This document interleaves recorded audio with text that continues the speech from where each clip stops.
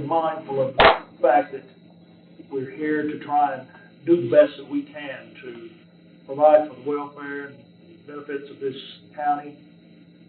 Help us always understand that we're seeking your wisdom from above, not the earthly wisdom of men.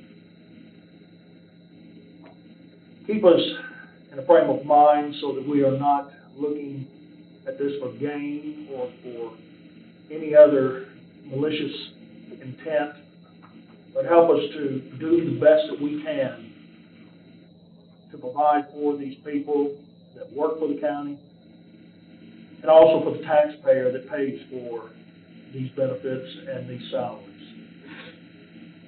Be with us always. Help us to always understand that all good things come from you. We ask this in your Son's name, Jesus Christ.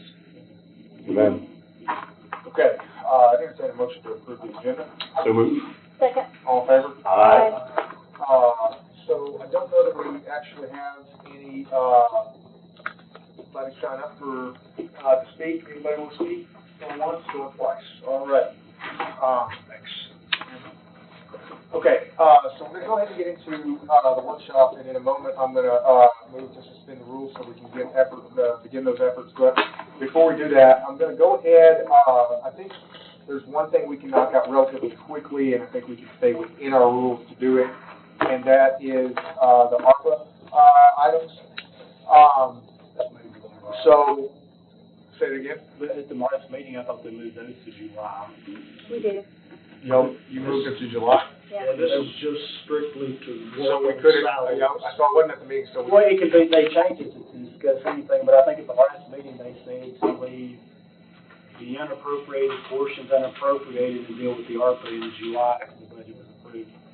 So, For July. I don't want to do, I probably shouldn't do it if it isn't noticed. Well, they noticed any and all workshop items, and we didn't bring the information because the ARPA was That's supposed fine, to. that's fine, go ahead. I'd like to move to suspend the rules, just only because Billis was here. We thought Billis was going to be doing that. Just talk about the ARPA stuff. Well, Just let them speak. So, we don't, I mean, we can, I don't know if they had a chance to sign up to speak, but I'll go ahead and, we can just have folks sign up to speak just like we would, or they can just come speak just like we would if they signed up. Okay. That's good with that. Yeah. Public comment. Yeah, Okay. I'm fine with that. Without objection, I'm just gonna let the folks from Millersville come up and speak as though they were, as though it was public comment. So, we're here, obviously, Could you state your name, Brian Norris, any resident, just so I'm doing it under. 1246 Blue Highway. All right, thanks, sir. Go ahead. Yeah, we're here to, express our concerns over the money. Obviously, we would like to have a portion of it for our sewer infrastructure. We're under, new administration, obviously, but when I took over recently as, city manager, we were getting, reports from Metro of excess waste. They did a study back in 2023 and identified a lot of the areas that we could improve on with this money. So the grant that we're looking to get is a $994,000 grant.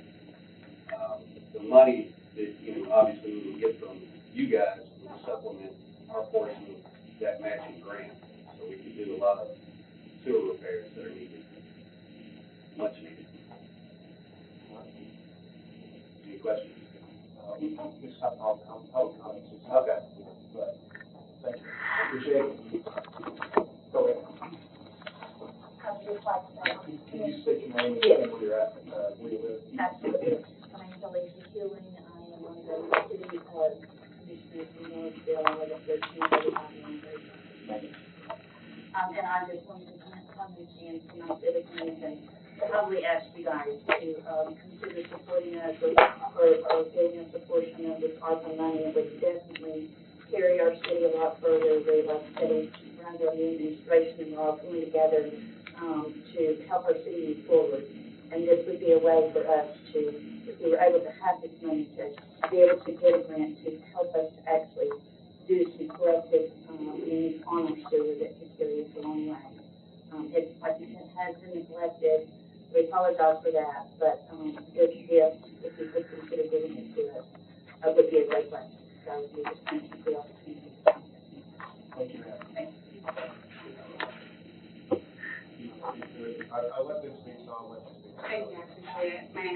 I live at 143 Williams Road in Hill, Tennessee, 37005.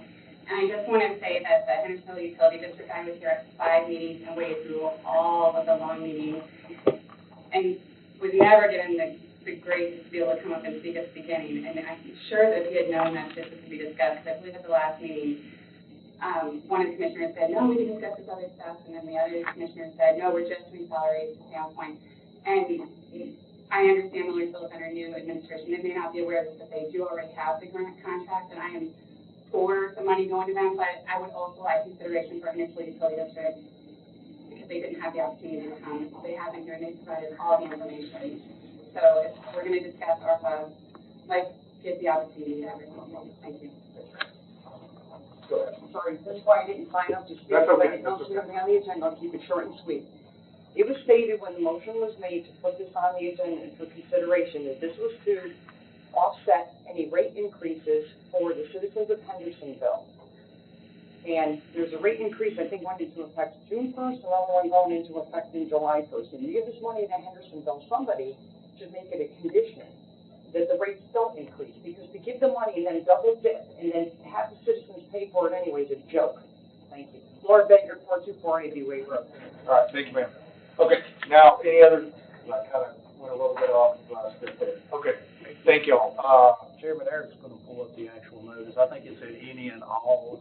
The notice says the purpose of this meeting is to discuss any and all items related to fiscal year 2025 budget. I mean, that could include, here's, since there's a little back and forth on it, I'm gonna make a motion, to consider, before we go outside of rules here, I'm gonna make a motion to go ahead and consider the ARPA, in this meeting. So that's my motion. I don't think, if I may, I don't think the decision or vote needs to be had if it's already been pushed to another date, though. Well, that's why I'm doing that, so because I wasn't at the previous budget meeting, and I understand that, I just kind of missed that. I understand that the statement was to push it, that's why I'm gonna go ahead. That, all I'm saying is just discuss, is fine, the, voting on anything. But we would not be able to vote on it? You don't think we should, even though that's part of, Because you. all right, and then I don't wanna waste time discussing it. If you're gonna say, if you think it's ill-advised to vote on it, I don't know that I necessarily agree with it, but I don't want. Because other people may have attended knowing that a That's vote fair. could occur. That's fair. Because you got voted to move it on to That's August. We won't consider it. Okay, then I entertain a motion to suspend the rules and begin the workshop. So moved. Second, all in favor? Aye. Okay, Ms. Boyd, I understand, you, were kind of the primary driver of this. If you, Mr. Line, want to go ahead and, start where you want to start with respect to the cross, county salary discussion. Well, I assume everybody else had a chance to do their homework and look also, so if anybody else wants to. Well, I mean, I don't know. I was just asked to bring data so you can compare salaries across the county from the last meeting. So we put some tables together where you can look at it. That's kind of the Yeah. extent that I'm about. If you look at table 1, we're calling source table. What we put together was it has your department. Well, we have high def.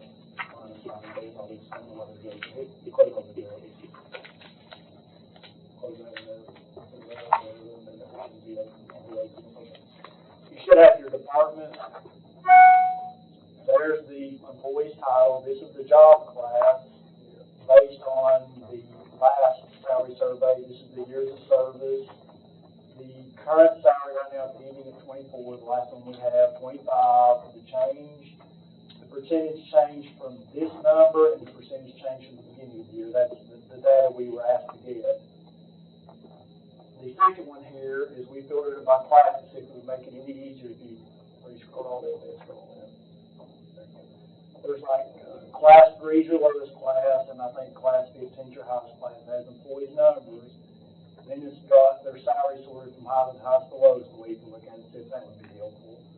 The next one is the same data again, except for we removed a couple of large groups that kind of have their own salary survey, which is their salaries are in large groups together, which is your EMTs, paramedics, your correction officers, and deputies. We removed that from this group to make it a little easier to compare. And And if you look at the table format, and we also went by for each one of the classes and highlighted the largest salary in yellow, the second largest one in orange, and then the third one in bright blue, to see if that would help you distinguish what you're trying to look for. And then the last two, just the EMS and the sheriff, and the same thing, they're sorted by class and by years of service. And I kind of went through it really quickly, not in a lot of detail, but you guys had copies of these for, I guess, about a week now, except for the color coding, and I was asked this morning if we could identify the highest one, so I tried to do that today. And I thought that would help. So to bring it back to why I asked for this, when I look across the way and I look at similar job class, actually not similar, but the exact same job class, department to department, some of these classes have up to $35,000 in range. So we're not, the job classes came from our job survey. And so that's what I wanted to do, because I've heard from a lot of people, not a lot, some people, some departments have said they're not getting as much as others because we've taken this deep dive. Everybody knows what everybody makes now if they take a look. So that's where why I asked to do this cross look, and we discussed that. So I don't know if you've had a chance to look at this. I sent everybody the email. The total, and the reason I wanted to take the time, the total of our raises and our additional employees is $18 million. So the additional employees plus the additional salary alone is $7 million for that $18 million. So I just thought that with that big of a number that we're talking about, we should at least see if everybody's getting their fair share or how even it is or where we're at. It's a lot of money. So is there anything specifically you want to highlight, Ms. Boyd? Have you had a chance to look at the table with the filters? Yeah, I've looked at a couple of them. I mean, what would you like to highlight? I thought we could go through the job classes, or if you're not interested, I'm going to approve it all. Let's just do this. Well, Let's go. Well, I don't know. was comfortable with where we were at last. I'll explain my rationale. I was comfortable with where we were at previously. And I do recognize that there are some discrepancies. But to your point, that there's a range from where where an equivalent job class might be. And there's the salary study that we've used for the 5 or 6 largest counties when we were placing these, but there also was a range, right? At least as I was kind of looking at these and we were stacking them, looking at the 50th percentile to the 25th or the 75th percentile. So there's something of a range even within there. I'm pretty sure every single, there may be some that don't match this, but the vast majority of where we placed salaries fell within that range. So are they exactly equivalent? No, but they're kind of within a range, that we decided was acceptable. But we only looked at certain jobs. We didn't look at every job, obviously. So I was just looking across classes. Right. So that's what I'm asking. Like, are there any of them that you want to particularly pull out and Well, if we could just, I think it's easy. Let's go to the lower end because smaller numbers seem to help people, I guess. Job class 3. I have a question first. Would it be easier to look at, compare the budgeted actual, what's budgeted to actual per department, like on a higher level first, or you drill down? I think the easier to do it on class 3 and then work our way up, because there's less discrepancy in that area than we were looking at it earlier. I'm just talking about like at a high level, comparing what was budgeted to the actuals, and just seeing how big of an increase there might be. If departments are staying flat or down, or which departments are like really high above, and you might, I don't know. On the sheet right here, I pulled out the paramedics, AMPs, and motor groups are the same, and I highlighted the largest ones, if that would help. Because I was asked today to highlight the largest one in each class, so I did that if you want to look at it first, it could be easier. And it does start with 3 on, if you look at what we did on this one to make it a little easier, we took the average, like if you look right here, This is the average for all your employees with the same year of service, and that's the difference of each employee off the average, if that helps. I'm not really sure on this data exactly how you want to look at it. So I mean, whoever's the largest one like this one's $57,000 for 5 years, that's the largest one, and then the next one's the orange one. I guess I'm gonna make this general comment before we dive into this kind of thing. We've got this, I set the time what, we're dive into it fine, but here's my thought on this, and please argue with me if you disagree. But, so we did this, you're correct, we didn't do, laterally across the county. You're correct on that. This time starts to do that. But we did look at the best we could, like by market. There were some roles that, where we didn't really have a good comparison for the market, but we did kind of the best we could. So my take on it, and that's why I'm going to say what I'm going to say, is that that's probably as low as we should begin to go in this role that we're sitting at as a permanent commission. And I'll explain why. We could go line by line and adjust everybody specifically, but once we vote on this, within a major line item, a major category, David, correct me if I'm wrong, the department heads can move that money around anyway. So In the same line item. yeah, in the same line item. So there's a point where, Ms. Ford, to your point, I'm comfortable with a couple things. One, I'm comfortable that where we place these salaries is within market. Now, where they are within that market and how they are laterally, maybe there's some questions. The other thing I'm comfortable with is that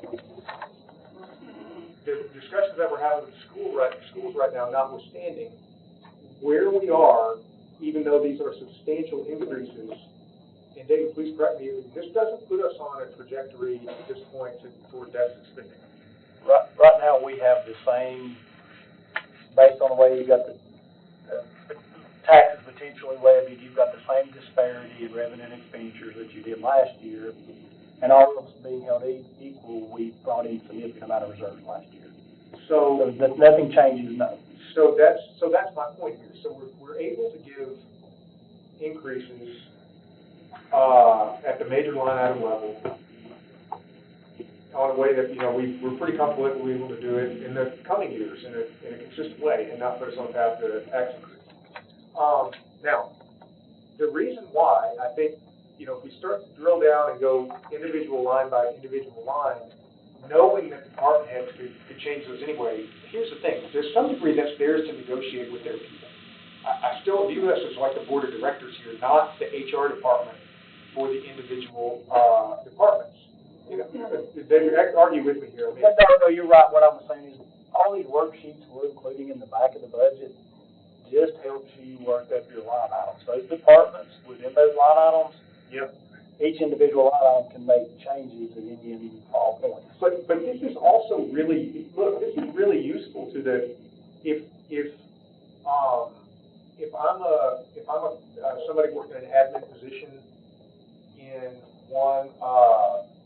one department, I can now see this. I mean, I can go and look at this, and I can see it. I'm not saying it's wasted work. It's not at all. I can go see this, and I can go, talk to my supervisor and say, hey, something similar, like for like. I'm just saying that is the role of the department heads and their leadership more than it is ours. And I'm comfortable with where we're at currently. I would have liked to have made a couple changes to the sheriff's line item, but I'm not going to bring that up again. I lost the vote, so it is what it is. So I'm comfortable with this as is, and that's why I'm kind of like handing to you if you want to point out specific ones to consider. Otherwise, I'd just like to move it along. So, and I'm willing to go where you want to go. But I think that what we've done is not raise up to market. I think that if we were to go down through here and we were to say, well, we raised that up to market, how is it that everybody needed such even numbers to get to market?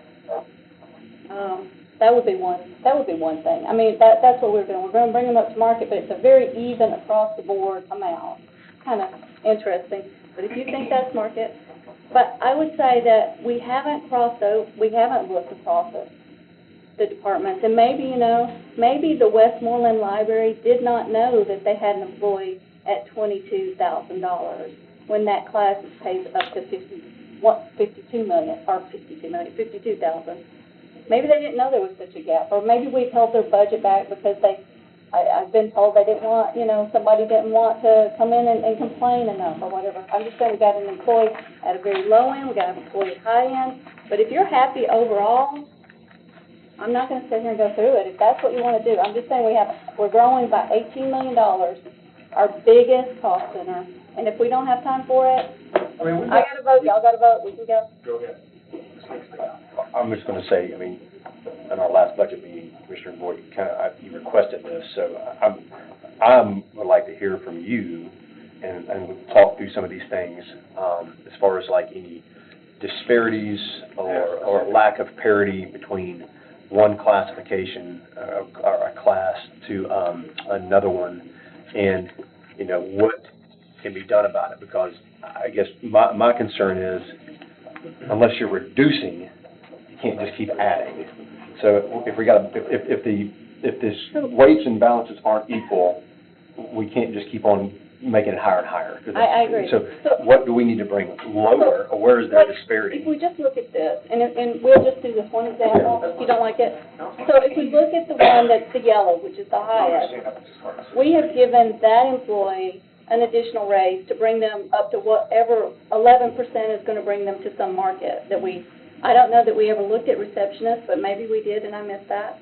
But then, Can I talk about that one? and then, I looked at the lowest there, which is line number 9, and we just gave them a straight 5% cost of living. And they're our lowest employee in that class. So we're giving our highest employee a big addition to some market that we didn't discuss. But our lowest employee, who's probably one of the lowest employees in the whole county, we didn't give them an additional bump up. So there's these disparities in there of these specific ones that are in this detail that pop out. Mr. Long, this particular one, and let me just say a couple things. One, this is from the earlier salary survey, so it's not captured several new positions, it's not captured changes for, say, if you change the duties, your employee, your requirements. None of that's been captured. This is at least 3 years old, but this one in particular, the 11.5 came because the 5% that everybody asked for was flat, and then some asked for an additional 6. This was the 5, and this employee actually received ARPA, so that's to make up the 5 in the ARPA. Yeah. So that's part of that is there are all on that particular one, but some of the others probably aren't, but I can tell you what that one is. Because I did look at that one today after you asked me to make sure.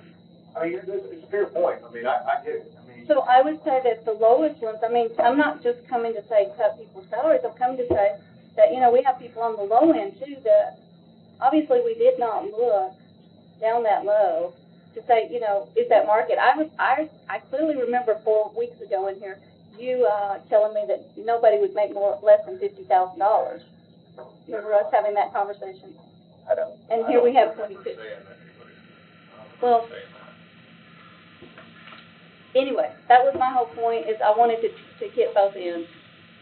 So what do you suggest? I don't. I was trying to get more to the libraries, but what do you want? I just wanted to bring it up so we could see it. Can I make a comment? I mean, just, you talked about cutting salaries. I want to clarify that. We're not Oh, yeah, cutting everybody's salaries, getting money. because this is like a great increase for everybody, which is what we talked about doing. So it's like you're not cutting a salary. It's just like, what is the, so just let me clarify that. I mean, Metro only did 4%. 4%. That's it. I think Johnson did one. So is there a specific thing that we want? I see the disruption you're talking about. I don't know, but this is where I start to become somewhat uncomfortable, because I don't know. This is a very different position, and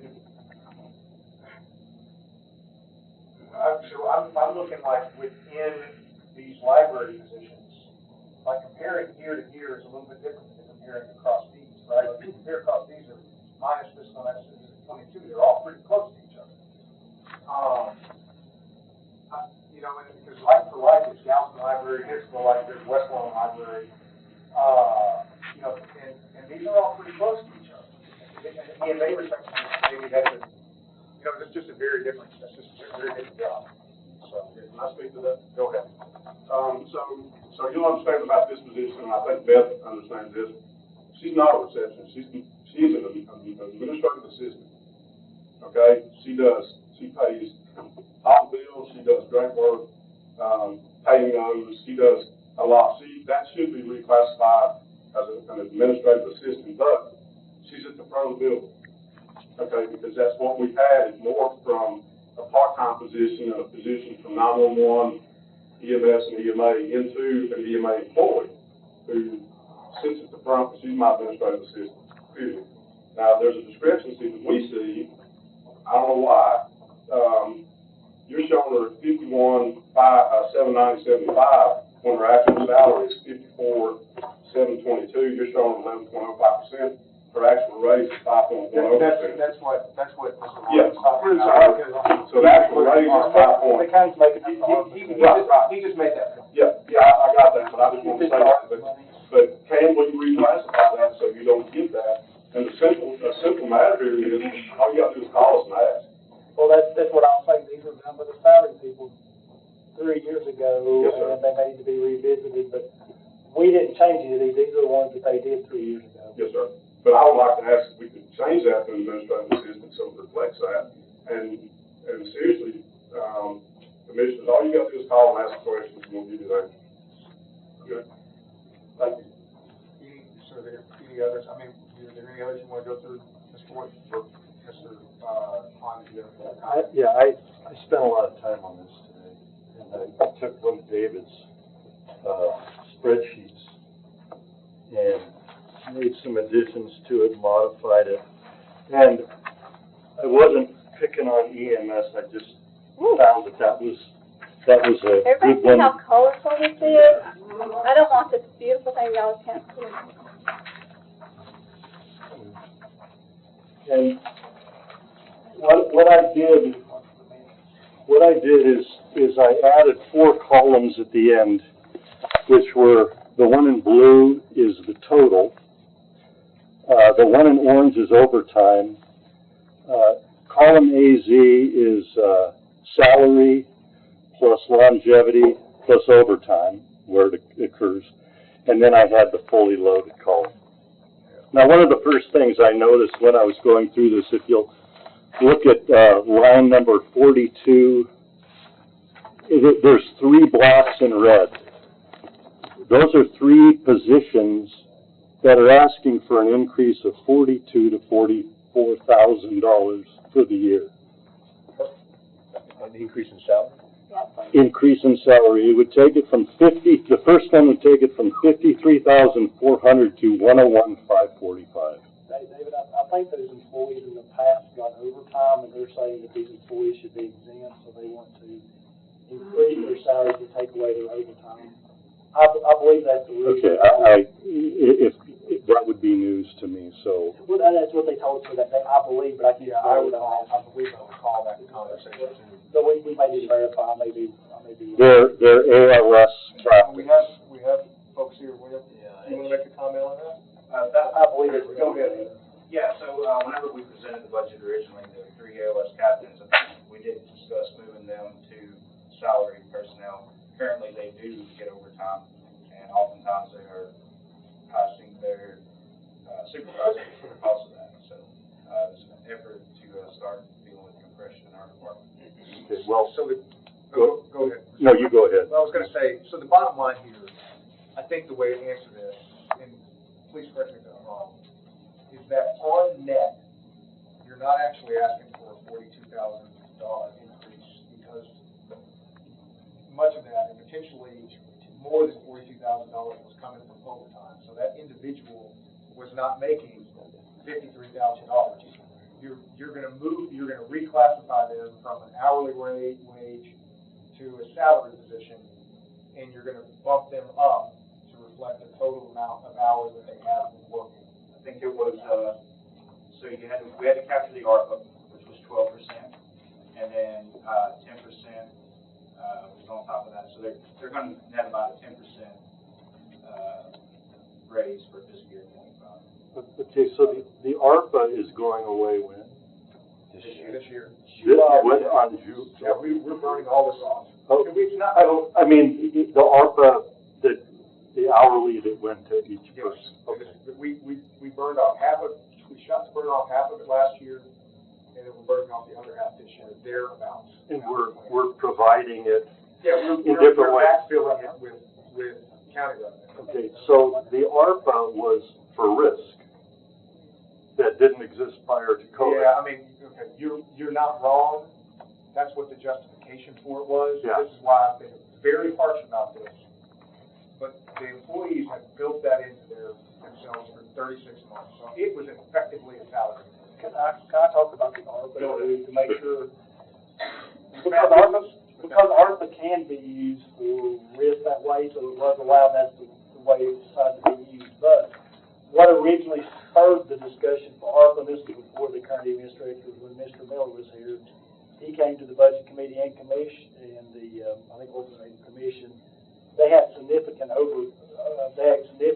turnover at the time, and were afraid they were going to have to shut stations if they didn't get some raises. Well, because we could use ARPA for risk-based premiums, they used the risk-based premiums, which brought up their salary and stopped some of the turnover. So there was a turnover at the time the ARPA was used for EMS. And the Sheriff's Department followed suit, but it originated with the EMS. So it really wasn't for risk, it was just to increase their pay. Well, it was because there was two turnover, and because you could give them that, they allowed the ARPA for the risk that they gave you the risk that one time to temporarily stop the turnover, because at the time, I think it was everywhere, in the medical fields, a lot of turnover increased during COVID because a lot of people were. They use one-time funds for a permanent salary increase, which the comptroller says don't do, and so we're fixing that problem. So is there? And I'm not saying it was a good move, but I'm saying that was the reasoning that they did it.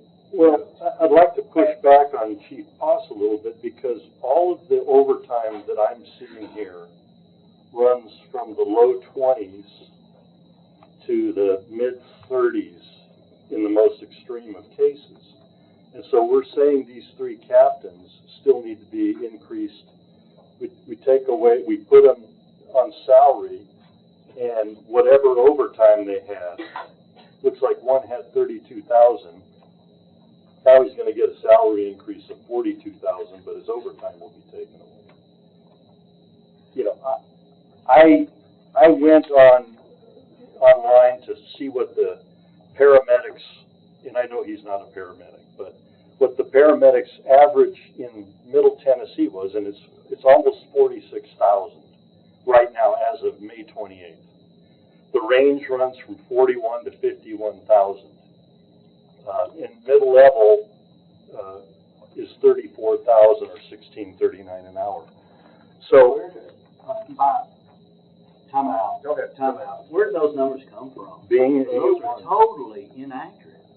I'm sorry. well, I that's need what you evidence say. on that, please. But it's online, and they did it through a survey. They are inaccurate. So, go ahead, Mr. Mayor. Have your hand up. Well, no, I mean, just, I guess, I didn't have my hand up, but I mean, the county manager saying they're inaccurate, I guess, and questioning what his data's coming from, I guess, where is the But I would like to see that data. I mean, but you said it's inaccurate, so how? Well, we have shown the data in presentations. We've shown where they're paid. I don't have those exact numbers with me. I didn't know I would need them. But we have done presentations that have shown what the paramedics are making and what the EMTs. And I think everybody at the table, when they saw that, agreed that the numbers need to be increased. Now we're saying the numbers need to be decreased. Nobody's saying they shouldn't be increased. We're just saying they need to be reasonably increased. And when you increase somebody's salary, you take away his overtime and give him $42,000 to $45,000, and he's making 52. You're doubling his salary and taking away the variable of overtime. That's a pretty strong hit. What Mr. Poss brought me from like the advertisement for Davidson, I believe it was Wilson, and I can't name the exact counties, but there are certain counties we compete with, it's probably including them, there's probably others. Based on what he's got in there right now, it looks like he's kind of comparable with our hourly rate, with the increases is what I'm. So, Those numbers will probably include the other counties. yeah, that's, But I'll say he did show me some numbers, and I don't have them with me. Dave, to be honest, I wish I brought them with me. Well, I'm trying to bring up questions that really, you know, hit me in the nose when I was looking through this. I mean, we're seeing paramedics, and I don't want to take anything away from their certifications or their abilities, but they're going to be going from the $40,000 to $50,000 range to 75 to 90,000. That's a lot for the taxpayers of Sumner County to take. So when you say, I'm looking at paramedic, you're talking about, so here's the where are you looking at? salaries. There's paramedics. Hey, I know, but I'm looking at the When individual. you guys asked me to look at it, another thing that's coming into play here is we do different shiftings than some of them. So, in other words, they have a lot more required overtime because we have less paramedics. So some of them do 12-hour shifts, and we're doing 24, and Right. so we actually have a less number of paramedics, but each one would take more because of the overtime. So that is skewing that. what do you suggest here? What do you want to do? Well, And I do want to know, if you're going at the paramedics themselves, no. which line, are you looking at the captain of the ALS? No, he's just looking at, I'm looking at all the paramedics. Yeah, so if I'm looking at paramedics here, I mean, with the increase, we're at 53, and paramedics are at 63 median annual. There you go. So like, we're still low, if I'm looking, and this is what we've been using. Right. I mean, I'm not discarding what you did for your work externally, I'm just saying that like, if this was the standard we're using, we can't go and use a different one. And according to this standard, they're within market or still maybe arguing. And I think it's the overtime that's skewing a lot, because I'm looking at his hourly rate like right here, and can you pop that down here? It's also 63,000. Also, we may help David right here by the screens. Hey, David, right here may help a little bit. I want to make a motion. Because there's a lot of overtime. This is our actual hourly rate. It may be better to compare that to other hourly rates right there. Mm-hmm. That may be more useful.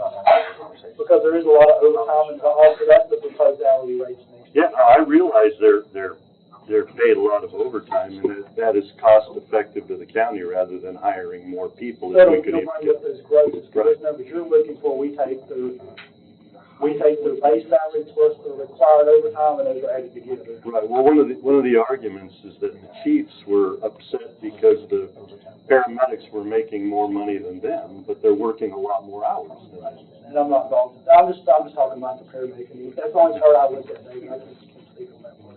But I did look at this part with Mr. Pop, and I forget, but we found an average salary for the ones he was showing me, and this was pretty, the paramedics, if anything, are about right on it, or slightly on the bottom edge of the EMT, but she said he's having a hard time maybe right in the middle of something.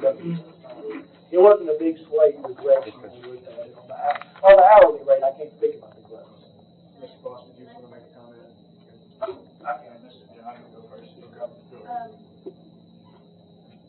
Well, I'm looking at the hourly rate, and when you look at ZipRecruiter for paramedics for Nashville, the average hourly rate is $27.35. Now, I've been around paramedics for a long time, and that is about ballpark for them. I mean, because their level of training is a higher level than an EMT, because they do a lot more schooling and things like that. But according to ZipRecruiter, that's their average hourly rate in Nashville, $27.35. Now, there's other things, but that's the average, and that was as of June 13, 2024. So I don't know, does that help you? I don't know. I think it does, because if you look. Well, that justifies the increase. But the thing is skewing you a lot, remember, we've got less paramedics because they have required overtime, so you've gotta find, But this is a bebetter way to normalize. but you've got two things in play, you think, overtime's at time and a half, but you got health insurance, so there's a fine amount where the health insurance costs more than the halftime rate, and then the number two issue we've got, Right. are they actually available? Because I don't think we're full right now, and that's a good check. I don't think we're still staying. I don't wanna move these. Just particularly looking at this, I just don't wanna move these. Any others? I mean, I don't wanna cut you off, David, because I do like the work you did on this, particularly with the fully loaded. We've been kind of wanting to get that look for a while. Any others that you want to pull out? You want me, Mr. Pop, look at the start rate, so that'll be above what we're looking at, here, just based on the start. Mr. Boss, did you want to say something? I just would remind the committee that, like I said in the budget presentation, we know we didn't want to pay the metro prices, national prices. So every one of the salaries that I presented is below what Metro is making. It's above some of the smaller counties around here, and it's comparable to, large counties, that we compete with. I have to agree with Mr. Boss on this. I mean, looking at it both at the hourly and then looking at the yearly versus the salary, multi-county salary study, they all look to be within range to me.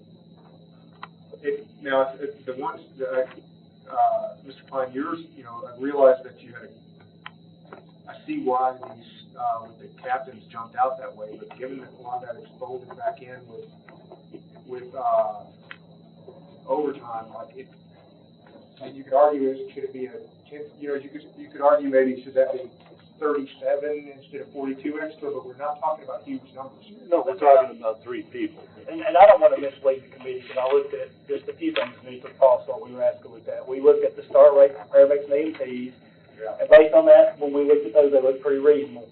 I did not look at his, administrative staff or his clerical staff. So I want to be very clear, did not look at that in any form or fashion, just like me and Ms. Boyd looked at the sheriff's department's deputies, but we did not look at their clerical staff. So there's certain things that have and haven't been looked at, so I don't want to mislead you to think we looked at a whole lot of stuff. Okay. Just what was involved in that, we didn't look at everybody. Mr. Foss, you've obviously done salary analyses. Have you also done for benefits? Absolutely, we discussed that a little bit, and I think, Mr. Long spoke at a previous budget meeting that there's some variances among the counties, but all in all, they're very small. All counties around here have very similar benefits to Sumner County. The private sector, who we compete with as well, they pay a much higher salary, but their benefits aren't as well. So I didn't take into account in my salary study the private sector and the services that they offer. Okay. I just use the county services. Any others that we want to comment, Ms. Boyd? I'm perfectly happy with everything. So if we were, then I'm going to go ahead and make a motion. One, I'm going to pull us back into our rules, and I'm going to make a motion to accept and to put forward the county budget draft 5 as is to submit forward. There are a few other items I thought we were talking about finally. Oh, well, I'm sorry. I didn't then understand your question. Yeah, that's what I was asking. I mean, I think it's a lot of money, and I know what I'm going to vote, but I'm good to move on. Go ahead. If there were other things you wanted to put forward, go ahead. Well, I wanted to talk about capital for sure. I hear that we need bleacher money, and so I'd like to talk about the 20 million that we're going to put in highways, because I think now we need to back off, because we're going to have bleacher money. So we need to revisit that. What do you want to do? I don't know, bringing it to this table, everybody's part of this. We all know what's sitting there, and I'm just saying that this needs to be addressed. If you uncommitted, there'll be 20 million in the capital fund, and at that point, you can decide next budget year to use it for roads, or we need 2 bleachers, or whatever, if that's what you're. That's what I'm saying. I mean, before we just move forward, we got a lot more things that we really should discuss. I'm saying that we should unappropriate or uncommit that 20 million that we're going to just out of the way, just go and improve roads, which there were some conditions on that we're not going to be met anyway. And we know that we have this other item that needs to be addressed. Well, I don't know that they weren't going to be met. I mean, I think we had the conversation with Mr. Ellis, and at the end of the day, the conditions on it are what the conditions are. So, Okay. So do you want? If you want to, The thing is, only acceptable progress was made. That's not really getting us where we need to be as far as following the law. do y'all have a motion? What do you, go ahead, Mr. Mansfield. We made a motion, I made a motion that is contingent upon September, we're not there yet. So Right. I'm not gonna be in favor of pulling that money back from highway right at this point. Only because of what we committed to, and I made that motion 2 different meetings actually. Yeah. But as far as, schools, the money, they have the money for their own stuff. I mean, they've got their own money for that. I mean, they don't need additional money from the county for that issue, so I'm not I was just wanting to see. support that idea either. I mean, if you want to make a motion for it, I mean, happy, or make an argument for it. I actually. No, I understand what you're saying. There's money over there. So that, I think what I'm hearing is that schools have, if I'm understanding Commissioner Mansfield right, and tell me if I'm wrong, please, but schools have enough money to do these bleacher repairs. Am I understanding that correct? Or misreading that? I mean, that's what my school board member told me, so, I mean, I'm not gonna, pull back and take from the highway. I mean, from my understanding, again, I'm just putting it out there, I heard that they were seeking, I think, $5 million more, I think they're short, if I'm understanding correctly. 5 million in capital, 5 million in recovery. I just hearing this number, out there that it's, the bids. Well, let's do that. We have the director of schools here. Let's do this. Before we open up that can of worms, and I'm not saying we can't, but let's do, anything more. Let's focus on the county side. Is there anything more you want to kind of go there? Can I mention something maybe pertinent too? And I know you pulled out several capital projects that may come back. There's a $3.8 million roof and a couple of other ones, but right now you're showing $20 million for the highway commitment and another $13 million up there, so you would need all your capital, but you may be able to handle both, but at the same time, you may want to, the $5 million I don't know anything about, so maybe a question for the director. So, yeah, I mean, this was. And I know there's some stuff that's probably going to need to come back in. There were several items pulled out from GNR. I mean, I've got to say, unless there's a substantial, I'm just going to reiterate, I heard Mr. Mansfield on this one. That's 220 million. A lot of numbers. We voted on it twice, and the conditions on it we haven't hit the deadlines yet. It's sitting in capital. We have control over it as we need control over it. Unless there's a substantial reason to change that, I don't want to, that's the deal we've got with Mr. Ellis at this point. I don't want to mess with it. It's not appropriated, it's only committed, so you still have to appropriate, and you can uncommit. That's right. That's right. Correct. So you could move it back to something else if you need to. Correct. So, Okay, that's right. And we discussed that at length. Mr. Mansfield, go ahead. We've talked about what the basic county functions are here. I mean, obviously, roads, public safety, and it's employee retention, and we've been talking about this for 2 years. And this year was the goal after last year, we burned stuff off. We did do 2%, 3% last year, and you got cities like, I think Gallatin doing 1.2%, or Metro doing 4%. Like, even last year, we were still at 3% for our emergency services, I believe.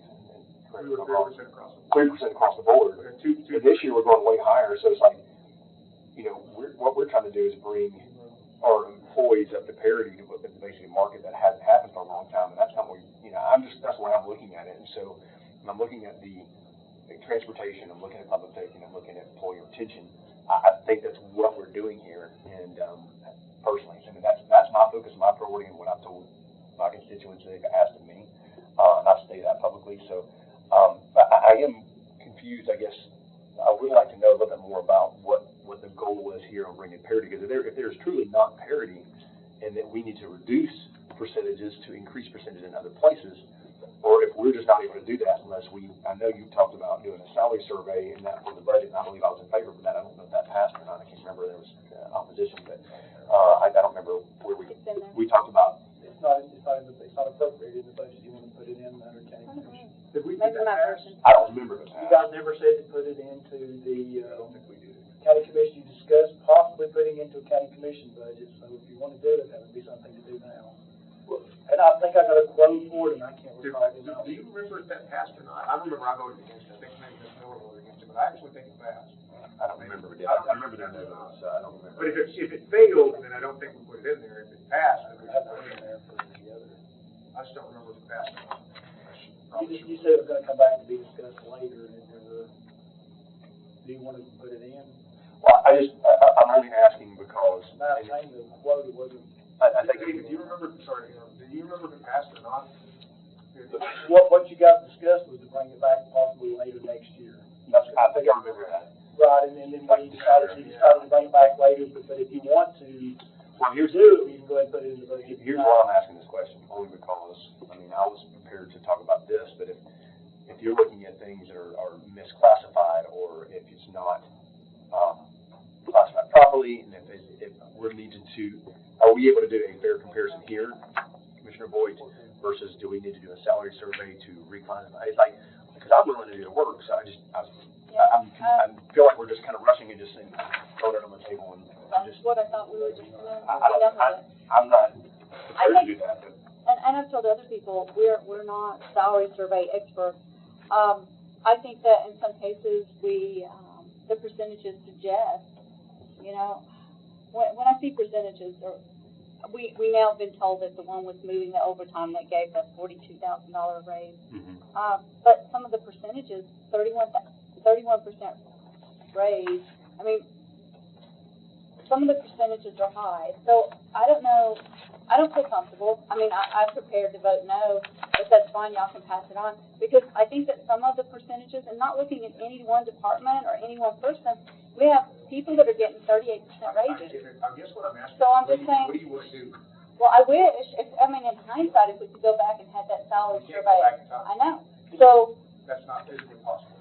so, do we go ahead with 31% increases? Well, Or do we cut, do we say, let's hold it, leave it this, and then give them more later? I'm gonna give you. I don't have an answer. I have an answer. I've never had a 31% increase.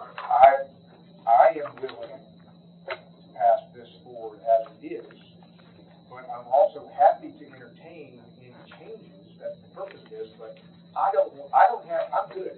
I don't wanna make any changes. If you have those changes, what I wanna know is, what specific changes do you wanna reduce somebody by 5%? Do you wanna add somebody by 10? Just tell us what that is and let's vote on it. Do you want the survey amount, how much it would actually cost to do it? Yeah, let's do that. If you do the survey updating, and she gave me a quote of $12,000 for the survey, an additional $1,000 optional for them to come in and recommend salaries for EMS and sheriff, because they're the biggest departments and the most fluctuating. So you're talking $13,000. So if you put in the budget now, we can get her started July 1. If you do the budget as is, you do overshoot them, as Mr. Mansfield pointed out one other time. What you can do in the future is you can significantly or zero out cost of living. correct. So if you come in some point way off the scale, then you cut your cost Zero. in half. Or adjust it to that, yeah. So do we wanna add that? Do we wanna take a vote on adding it? Add the salary survey? Add the salary survey. We'll take a vote on it. All right, I'll take a vote, I'll bring some of the rules so we can take a vote, and I'll bring some back. One with this survey. Next, it's just to have it, we're having the money, allocated so that we can, Next budget. the next budget cycle. Okay. All right. I have a question, Go ahead. sir. Go ahead, Ms. Miller. So, we pay $13,000 for a salary survey, and we bumped some people up 38%, some people up 10%, whatever the percentages are. So, next year, whoever's on the budget committee, do you think they're gonna decrease everybody's salary if the salary survey comes back and says, oh, these people are making too much? I would say that would be a nightmare for your morale. I would say your That's what I'm saying. best at that point would be if they're way above market, that you give them half cost of living or that, or whatever you decide to go through first. You wouldn't cut. Burn them. I mean, that's So the cost risky of take. living, COLA this year, we're giving what, 6%? 5%? So say you do 3 next year, and they're above market, you may want to say there's only 1.5. So what if they're 18% of their market, and the least you can do them down to 30%? That's my point, like, you're gonna get all these increases, and is it sustainable without a tax? Matt, are you with me? I mean, I think I'm with you where you're, I'm gonna be against it. I mean, we're in order, right? We're not out of session, right? Go ahead. Okay. I have the floor. So, I mean, I don't hate spending $13,000 when there's really nothing you can do about it anyway. It's like, because you can't go back and decrease, and I mean, I'm sorry, but I think this sets us up for a tax increase, maybe not this year, but real soon. It's a lot of money. Mr. Mansfield. Well, that was going to be one of my questions for the law director, finance director, is like, as far as increasing this year, which my understanding was we were pulling out of debt service for these increases. Recurring, and to do this year. So in that instance, it does not set us up for a tax increase, to my knowledge. I mean, but I am asking the question, and I'm nervous. Anything we would do on a recurring basis that would 2 years from now, 1 year from now, 3 years from now. Here's to give you a short answer. We budget conservatively because of the concern of the recession. We've had a good economy several years. Last year, the difference between unassigned budget revenue expense was $4,042,000 some odd dollars. This year's $307,000 more. In the last couple of years, if you look at our reserves, we've been picking up significant reserves because we have been pretty conservative on those. So all of us been held equal because you lose enough money for debt service to cover the wages, but not with the effect. Now, long term, if inflation continues at this rate, you really have two choices: not to give raises and decrease services, or raise taxes. But right now, you're still stable. So what we're specifically talking about is the survey itself. And here's my take. There's no such thing as a perfect survey. We used this survey this year. It was imperfect, but it got us. I mean, looking at all these, we brought people up to what I think is arguably a fair market rate, largely across the board. We do another salary survey. It's going to be out of date 2 years later. You're just going to be continuously doing this. So that is why I'm going to be against it. But people can go however they want, and if the vote goes, I'm against doing another salary survey and putting money forward. So the motion on the table is there a motion on the table? Well, no, we're still discussing. So we're still discussing it. Is there a motion on the table to add? What was the amount? It's $13,000. I'll make a motion to. Hold on, I'm not done discussing. Well, I can still make a motion. My motion is to deny the $13,500. And not do this. That's my motion. There's no motion to approve it. Well, I want it to just go away because we got stuff to do today. So, if we could have done it in the past, we would have, but it's a bad idea to do it in the We did future. this. That makes no sense, but We did that. if you're in a hurry, I'm good to go. Go ahead, Mr. Mansfield. Okay. Shall just slow down a little bit. So, I'm still looking and trying to process the disparity percentages and the concerns there. Concerns in making sure that with what we're budgeting permanently and increasing, because we're pulling out of debt service for employee raises, which we talked about for employee retention, and bringing people to market where they haven't been to market for years, is kind of like what this is process about. So to recap that a little bit, obviously my concern is not doing anything that will jeopardize or push us towards any type of property tax increase, or making any miscalculations or not taking the time to make calculations. Now, obviously doing a salary survey is a double-edged sword. You come back like, yeah, all these people are way over, and then you're stuck not doing COLA or any raises. Because, if I'm not mistaken, I think last year, I don't know if it was an ask for 6% COLA, but whatever the COLA was plus 6% raise is almost the same as this year. Is that, I can't remember. Last year, I don't know if they came back and just asked for 6% COLA, or they just came back and asked. Everybody came back, and I think that we ended up getting between 2 and 3. But we had to ask last year of asking for COLA plus additional budget request last year. We did not do the market stuff last year. No. But last year, I'm just trying to clarify for everybody else. This year, people are asking for requested additional budgeted above COLA. Correct. All departments have asked that. Last year, we didn't have that. Correct. Last year, we didn't have that. I think a couple of them did not ask for it. But nevertheless,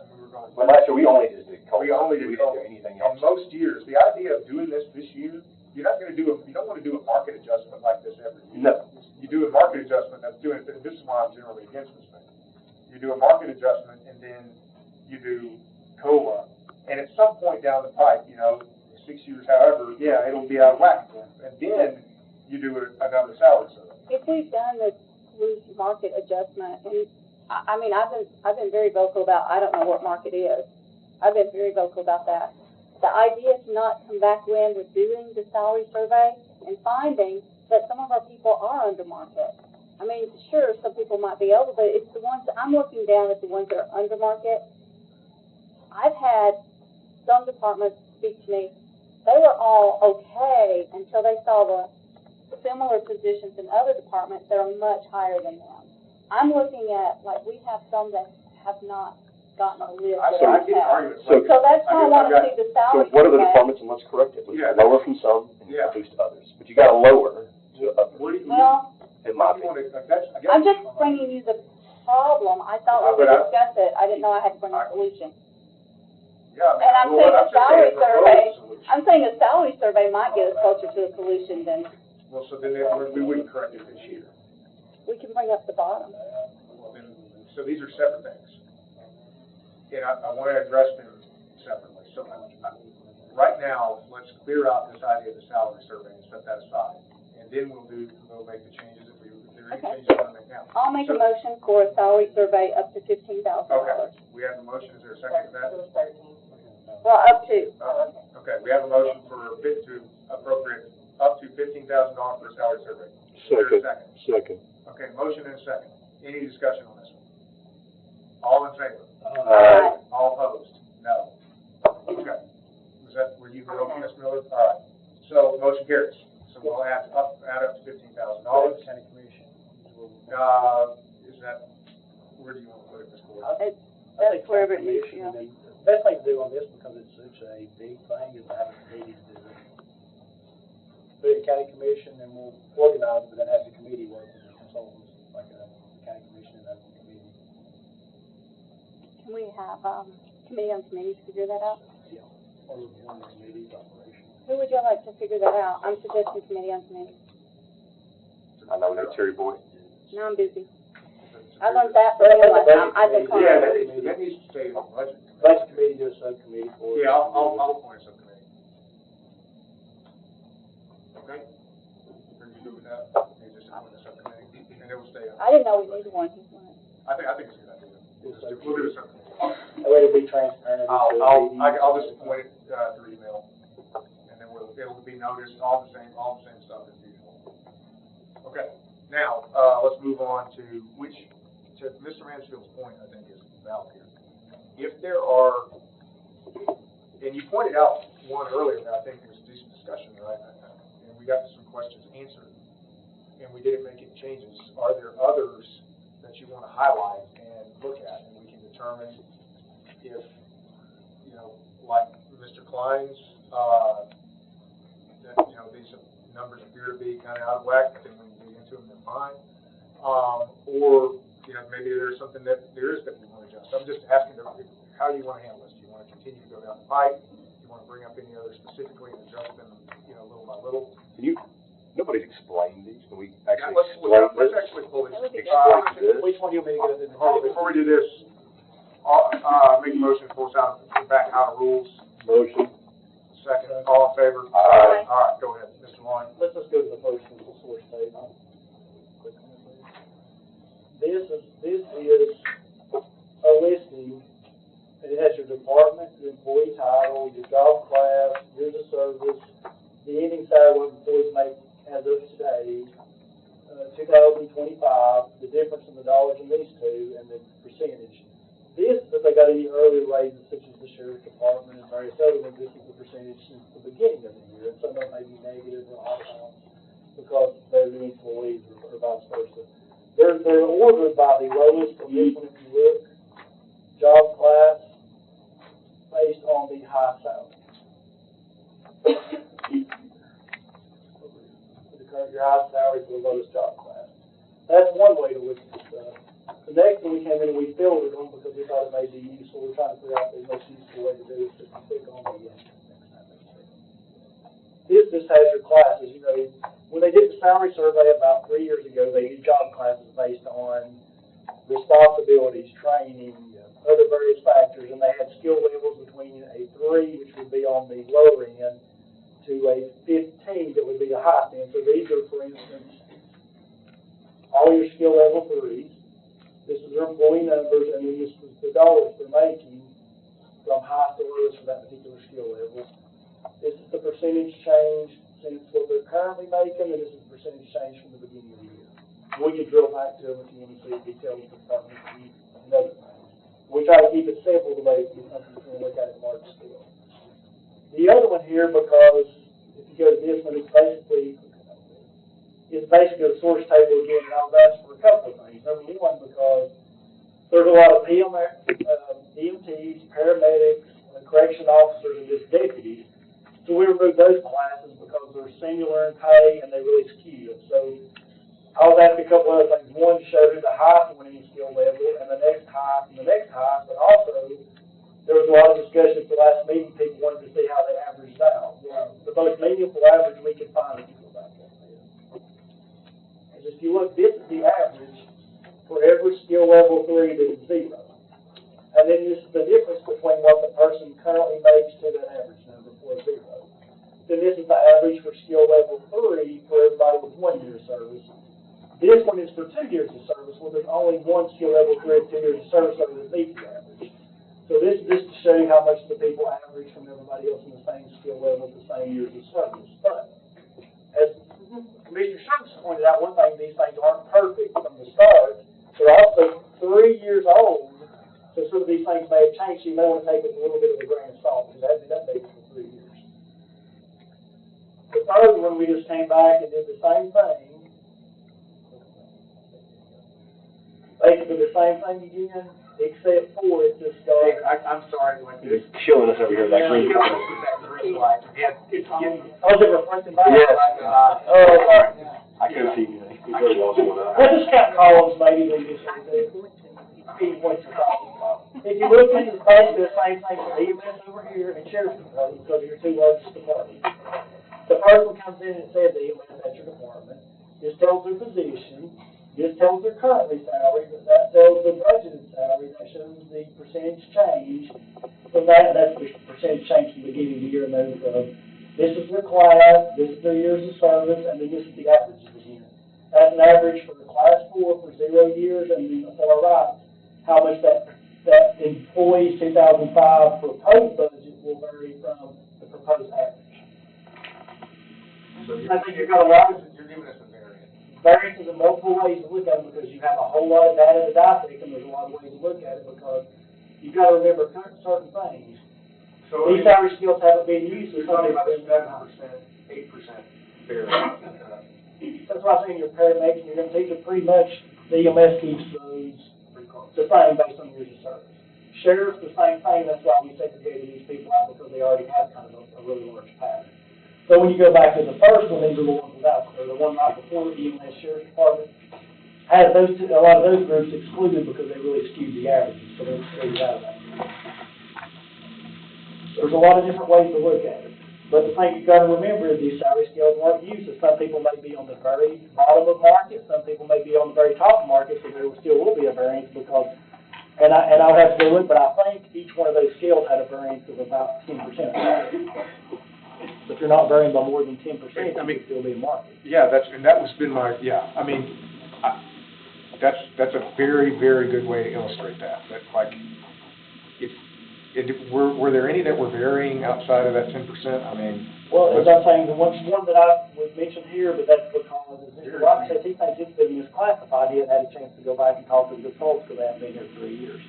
That one's classified as a 3. He said this should be larger. It's way past market, but do we know for sure the classification's correct and we don't have a salary survey people? I mean, you've got court security is like, I mean, that's what's like the highest one, and that's right at 10%. I mean, you go on slide down. If you start slide down, we give the color coding, but you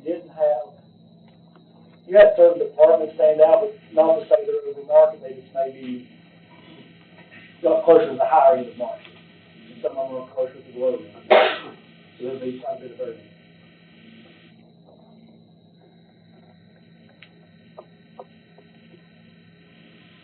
there could be like, you've only got 15 levels too, so there could be some variances within those levels. There's a couple of the court security ones are on the higher end, but I mean, they're not crazy. But the same thing does, you do kind of, I mean, I don't know, the more I look at this, the more I think it's evidence that we're like pretty. we did for courthouse security out because we did call them deputies, but when the chief deputy mentioned last year and the year before, they're trying to make those all certified officers, so Right. in some sense, the purpose they should have been pulled off. But even then, they're at most like, I mean, there's a couple of them that look like they're like 12%. I mean, even then, they're not, wow. Go ahead. We're talking, like I say, we've got 3-year-old information. I'd like to do a motion to reconsider what we did as far as the salary survey, just add an amendment to it to say that, let's make this information relevant as of January 2025, so that we're not talking with 3-year-old information, 1-year-old information, 4 to 6 months. Try to make this as close as we can. That we may get it in That's what you've done. March. Well, think about this, if we start pulling that in July, it's gonna take them a while to get it. So you're gonna have a pretty good idea if they get July bad and the years are closed. If we start, because if your budget's not gonna be approved in August, so we'll say, hey, pull the trigger in August, you're talking August, September, October, November, December. January, your departments start working on the budget, so you really need to start in August. So, but the information we have will be relevant as of January 2025. Well, it'll be the most relevant thing. You can't get it that updated because. Well, I know, but we won't start this process till April, right? Well, the thing is, they've got the departments, we send out everything early January, or be late December sometimes for them to enter their information. They have to have it back to me by March to get to you guys over here to start looking at April, May, if we go consolidate all of it and work with them to make sure it's, we don't have errors in or any other. So do we need to do an amendment, just make that as a very, qualification of the bid? I think that's what's gonna happen anyway. That's gonna happen by the fall, because of logistics. I withdraw that. The logistics, it tells them to push it to the. Go ahead, Mr. Mansfield. Well, I would just like to, I guess, again, take for example, like, what are some of the concerns? I mean, when you look at, we're talking about percentages on the job classes and years of service, and then like the percentages that jump out. Like, I'll go ahead and pick on our planning director. Maybe not planning. I'm going to pick on. I mean, you could go to Register of Deeds is one that jumps out. It's within market. I mean, like, you know, we looked at this. We were going by this public sector salary survey, and when you look at planning had a 7 to 10 year average median was $136,000. So our planning director is at 140, and that was, he was at 133, going to 140. That's with a 5% COLA, so that's within market, I guess. When I'm looking, so I look at things individually when I'm not looking at. I'm just trying to figure out the total percentages that are egregious or where there's disparity, and just trying to figure out where those are. Because when I do come and look, we talked about the paramedics, that's within market and scale. We talked about the planning directors within market and scale. If these right up within market, then you only gave me 5%, which was the cost of living, so that one you would have hit what you were aiming to. Yeah. Like Josh, when he come and did his earlier, just hit market, or you think it may be slightly above. Correct. And then you're trying to hit him with just the CPI, and you consider, your cost of living is 5%, then you actually did hit him there. I mean, it would have hit on that one. We worked on his line. Correct. I remember. I mean, I'm just trying to see what jumps out the most to you guys. I mean, the one that I mean, I've gone through here.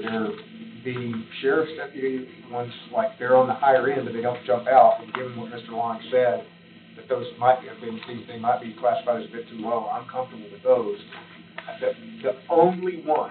Well, the sheriff's was 5%, it's 2%. That's what they did. Yeah, but I'm showing 7%. I'm going by this too. But the only one that I've seen, I'm still going through it, that really jumps out here is the Register of Deeds. So if you go to Chief Deputy Register of Deeds, it's 3 pages from the back. This person is $20,000 off of the average. It looks like it's an average right around $60,000. Just 3 pages from the back. We got 3 sheets, I don't know. Can I say one thing that you may want to think about? It says, county building, this is what I'm looking at, county building on the top. Thank you. But there's one thing you may want to think about, in a lot of places that do have full-time salary scales, okay?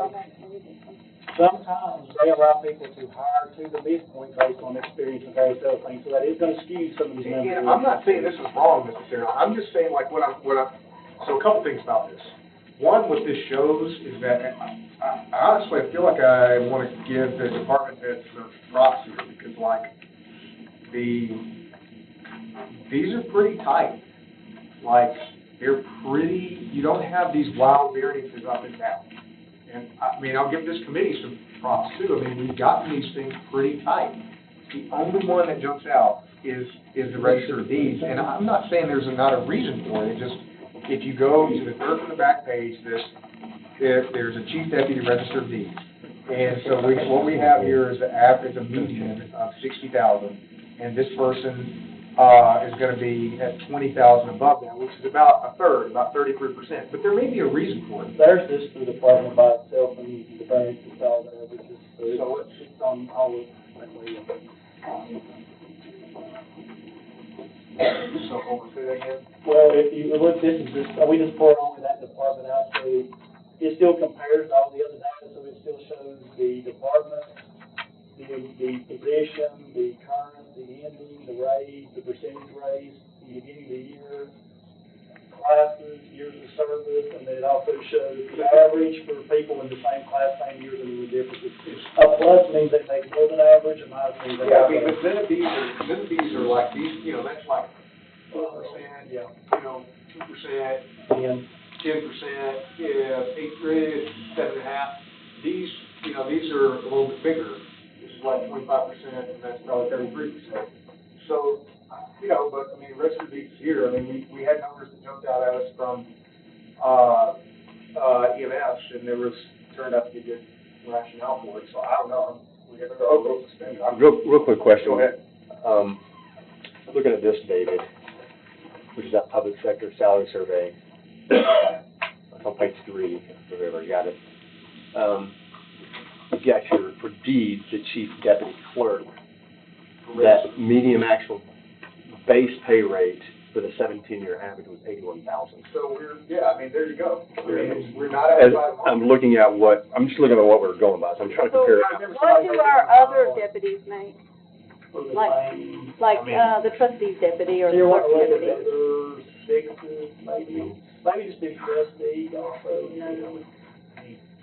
Pharmacy, I would say trustee also on there, just do trustee and registry.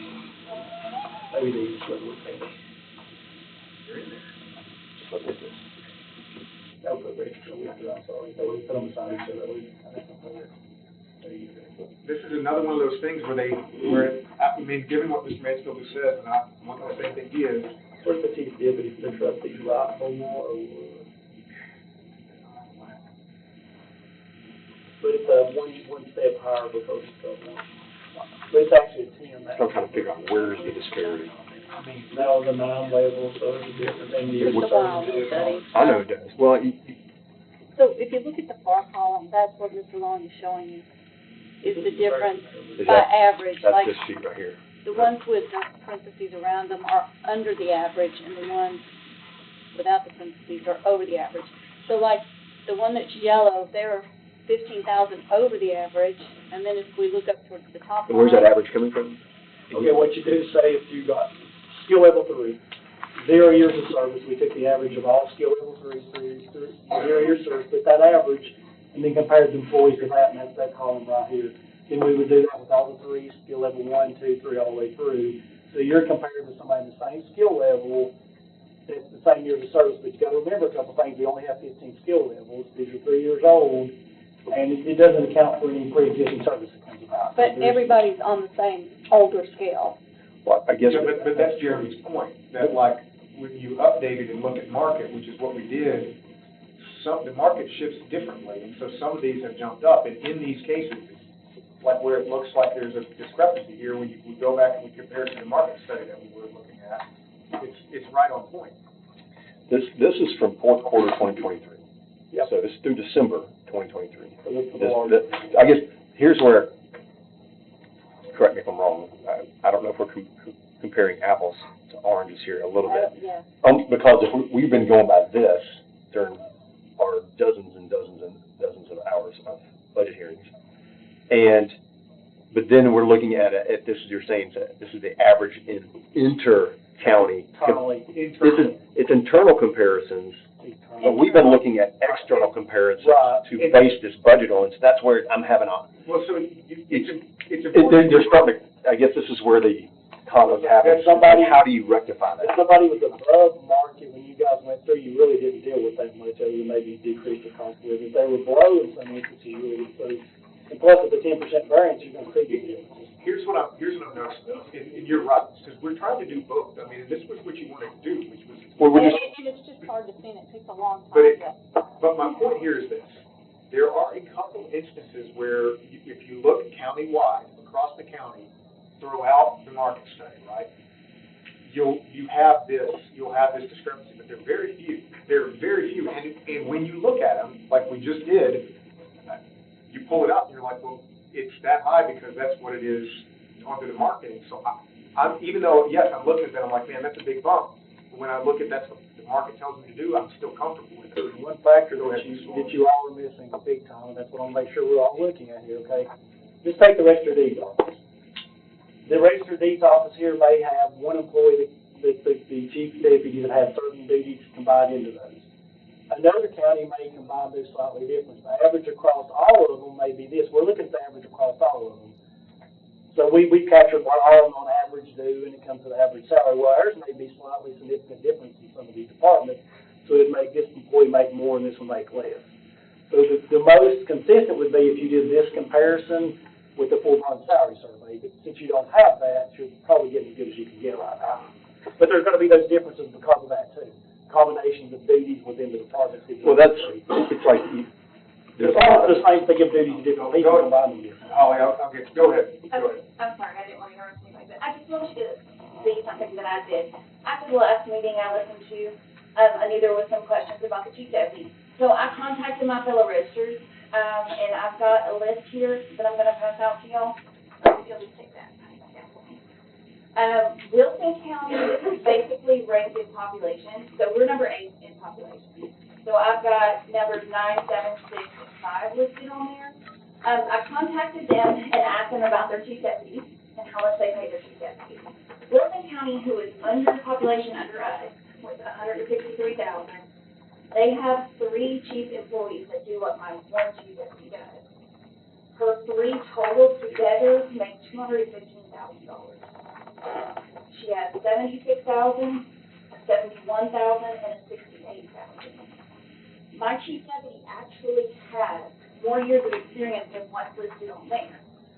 Back in 1995, she was actually hired by Catherine Brown, that was 10. 1995 through 1999, she was hired by Catherine Brown. 99 through 2001, she was hired by Pam Whitaker, full-time. She did an independent title searcher job from 2001 to 2022, and currently is now with me full-time. So really, she has 29 years of experience within this sector.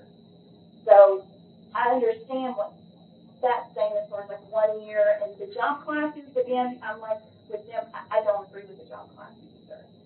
I do believe that those job classes were based upon what the job descriptions were given at that time by the old people who were in office then.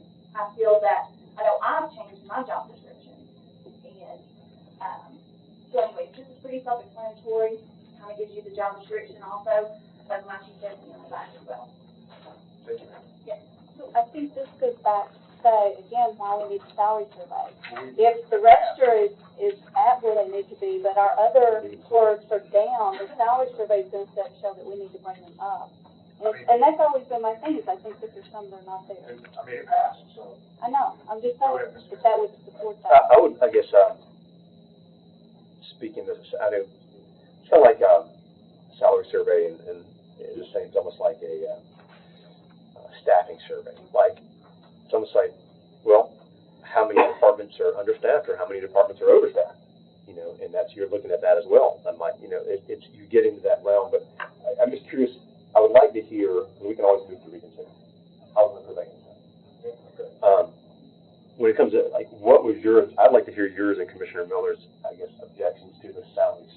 understand, I guess I heard Commissioner Miller's, yeah, I heard hers, I don't need it again, versus like, you might come back and somebody's $18,000 over, and then what are you gonna do? You're just gonna keep them flat for like 4 years to keep them even. So I understand that. My take, I mean, mine is pretty similar. It's different from Ms. Miller's, but I mean, I think they're related.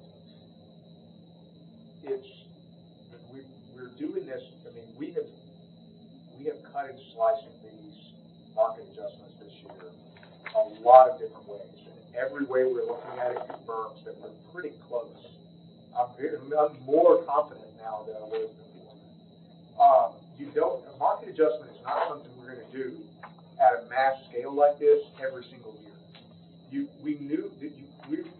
We hope, we don't anticipate to have these wild adjustments in the market and this wild kind of inflation that we've had over the last couple of years forever, right? I mean, these are things that have been a combination of maybe some underinvestment in particular places like the highway department. I do think there's been underinvestment there, and stuff that's been outside of the county's control, which is inflation and just changes in market dynamics.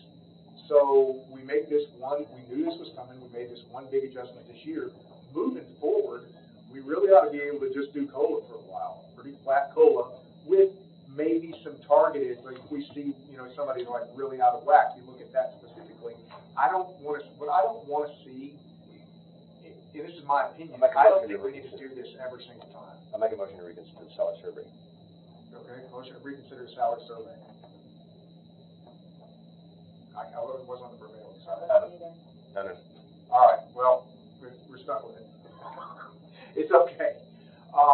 Should I say something in favor of the salary survey? Go ahead. I think it'll be a good after effect check. I mean, you're comfortable, I'm getting more comfortable with the thought that we're close. I think the salary survey, if it comes around December or whatever, we'll be able to verify that we were close, and it'll help us for the following year.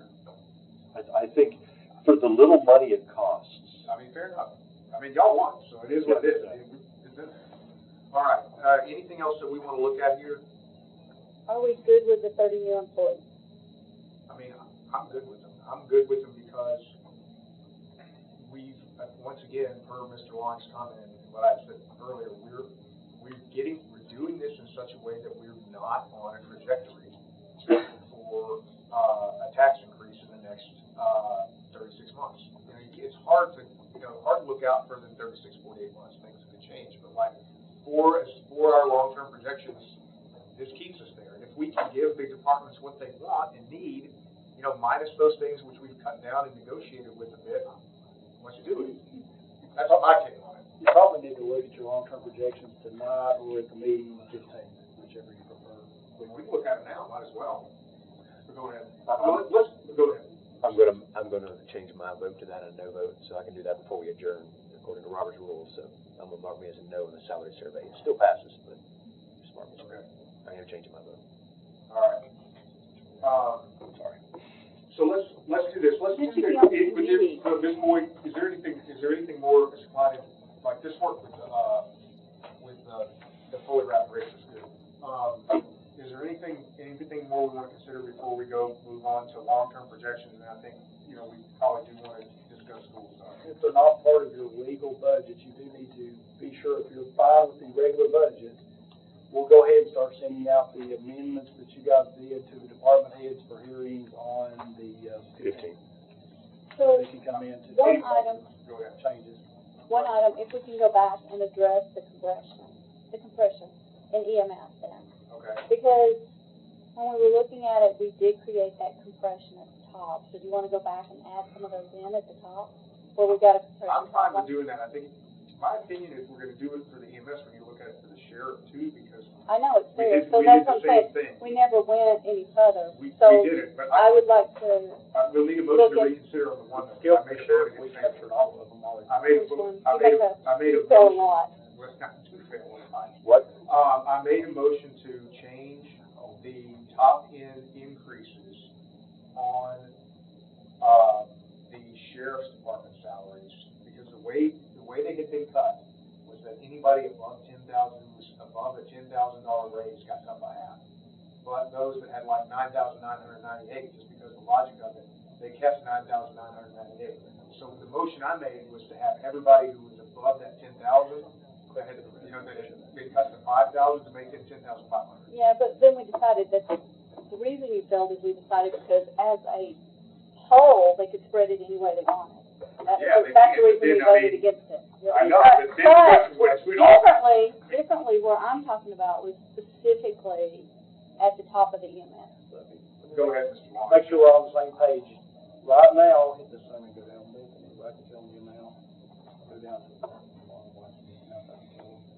right now, the difference between revenue and expenditures are $307,200 worse than last year. We still think, all else being held equal, unless some really bad happens, you're still probably going to be break even on fund balance or slightly better. But if you go much further, you're increasing your probability of using fund balance further. So just make sure you understand that. Before we make any, like, Really make any more arguments. we're very close right here. I mean, we're addressing depression, You're not suggesting raising stuff, right? You're Well, talking we took out, reducing, right? no. she's talking about. And everything I've talked about today, if you haven't heard, has been to increase just about everything I've said. I'm talking about like. And what we've talked about is not having a tax increase. I know, well, but I wanted to like pull the bottom and the top a little bit closer, like shaving a little bit here and moving there. Or even taking those 30 new employees and pulling them off the books and giving back here. What do you want to do with the, I mean, I Well, agree. we have, okay, so here's the thing. For EMS, we have 6 new employees that we've never talked about in health and emergency. Can we take some of that funds? I don't know where we need 6 new employees. I mean, the mayor said Gallatin needs 6 new employees. But these here in this block, we removed them. And we didn't do that anywhere else. Can I say one thing? Go ahead. They get to make, like right now, you've got a proposal for the department.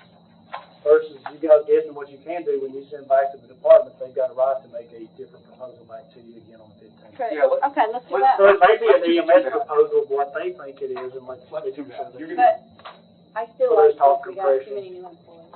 Well, then, Versus you trying to guess it tonight because you changed the division, we don't have the data. I'm good either way. I like this because there is going to be a chance for them to kind of make their case. But do you want to make a change tonight, or do you want to just pass it on and deal with that one? Then they can bring you their data and their reasoning versus you trying to guess it I like tonight. that. Would that may be a better idea, that way all the departments can bring you back their reasoning versus a guess. So what's your suggestion then, David, is we pass this on as is? Still let them have their Let hearing, them have their hearing, and then, because I do agree with you that there's some compression there, and we can. and then they can propose what needs to be dealt with on compression, if you disagree, agree. And like I said, I could see it in the new employees. Yeah. I mean, that's a lot too. 30 new employees is a lot. I mean, I'm still having. You're gonna have hearings from 4 to whenever on the 15th, so they can come back and discuss it, just that night. So are we good with, publish? I would like to take a vote. Well, before we do that, let's look at long-term. Let's look at long-term before we pass this forward. Because long-term's not part of your official budget. Yeah, but I still want to look at it before we do this. So right now, they do need some thought processes because of the long-term. And I think what everybody here wants to feel very comfortable with is that we're on a good trajectory. You gotta remember, these are based solely on your budget, so we show disparities between revenue and expenditures, but then we actually pick up money because we usually do better on revenues and all of your budget's not spent, so go down, Beth, and show the 24 projections.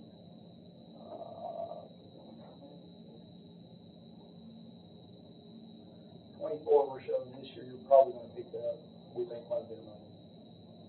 Next year, if we continue budgetary, it was gonna show quite a bit of decreases, but we don't think those are necessarily realistic. You can go in and adjust. Say it again, point. Okay, point is right here, okay? This is actual numbers, okay? Yep. This is our estimated this year based on, we don't think everybody's gonna spend all this money and what we think will spend that. This is based on current year budgetary changes, what's in there, so this number's gonna necessarily be bad. You know, just remember that. Realistically, you can come in and, adjust these more toward actual or show a better pattern. That's okay. This is, I don't know. Well, now here you show that you have potential negative.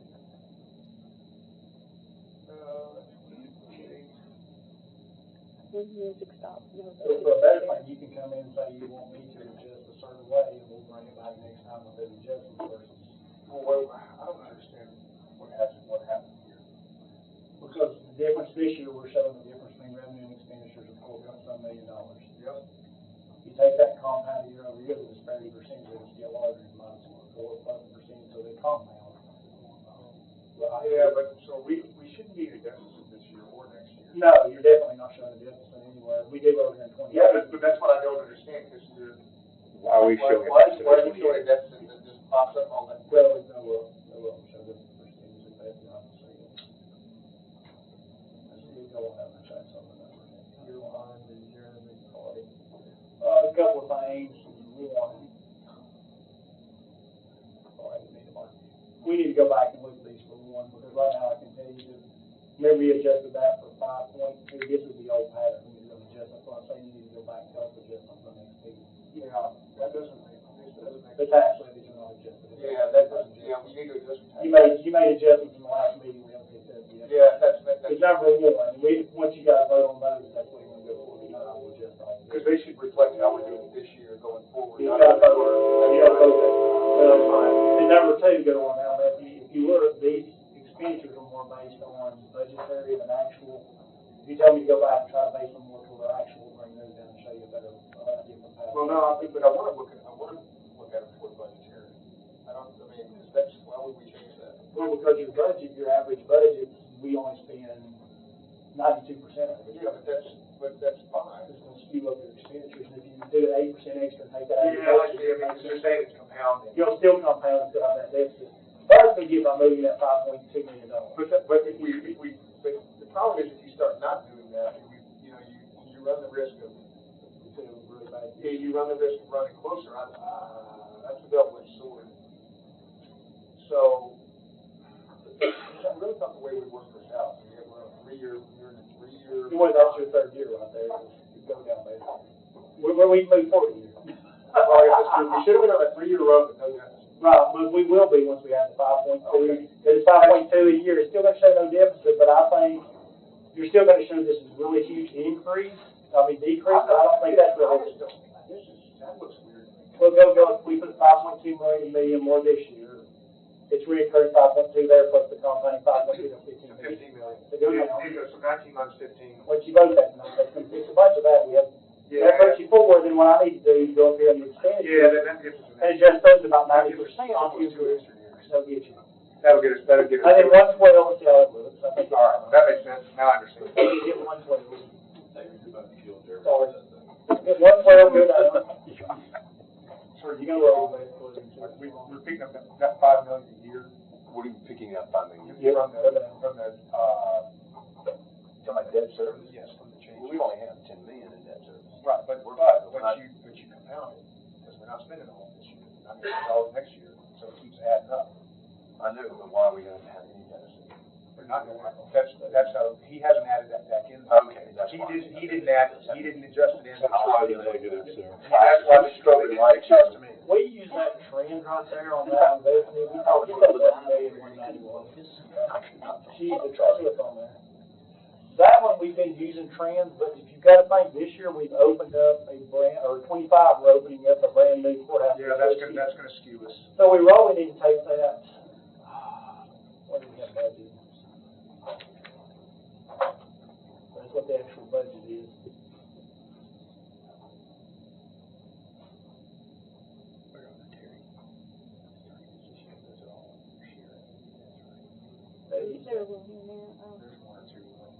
Use that trend, you just want to use a 3% going across and see what it looks like and put out some deals first.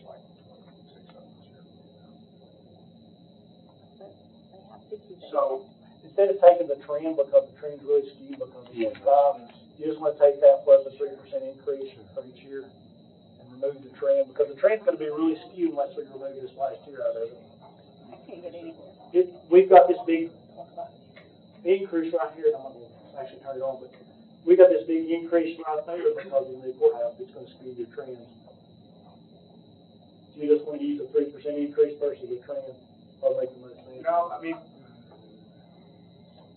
Yeah, they've got a real big, huge bump next year. if you wanted to do it right, what you would do is you would just go ahead and average it like you would do a smooth on it, but We can do that. you want to do that? I think it'd be probably more realistic to take, I mean, it's probably, because you want to account for that, like take some off the variance, you're probably about 4%. but between 23 and 24, you got, well, let's think about the realization of this fund, okay? If it doesn't break even because these fees won't cover the new courthouse that's coming from the general fund anyway, so it's not gonna truly go in deficit. Ever. We've had the same issue before, it won't, when you have large new buildings, and if you look at the between 23 and 24 alone, look how much you picked up. Yeah, that's right. I mean, I just remember when we were sitting around working through this, we looked 3 years out, and we were still well under deficit. Just the amount that we were burning less than revenues was, that difference was decreasing, but it did not have that big change. The 794 is probably a little high, but your 1.1 budget, we're not gonna spend 100% of the budget, that's what I'm saying. Yeah, no, you're gonna be at 92, 93. Except for 92, 93, we could times that by 0.9. Yeah, but for 3% training, that would be more realistic to what you're probably. you can do it that way on the trend, but I don't want to get in the habit of doing that in the budget itself. Well, this is being pulled from the budget, this is a quarter sheet, so you know. I mean, you can, if you want to like make like a modifier to do it on just this sheet. That's what I'm saying, put Yeah, that's fine. right there. That's fine. That's okay. On the 80 when you're. That's okay. I just don't want to change it in the actual budget. No, we're not gonna do that. Okay. Because these aren't, okay. All right. Because that looks much better, and then the other thing is if you look between 26 and 27, I think it's skewed significantly because of the opening of the new courthouse, and I would probably multiply that by 0.6. Not that much, probably like 0.9 again. We probably can take that off. It's just because this is, it's a change, right? You're not going to open it. We're trying to make it linear, and You're trying to get like a smooth curve, and when you have that big change from opening the courthouse, like that's when you're not gonna. It's just a big change. Yeah, but it smooths out over time because I'm not opening the courthouse every year. I mean, that's still too much. I mean, it ain't gonna bring them up.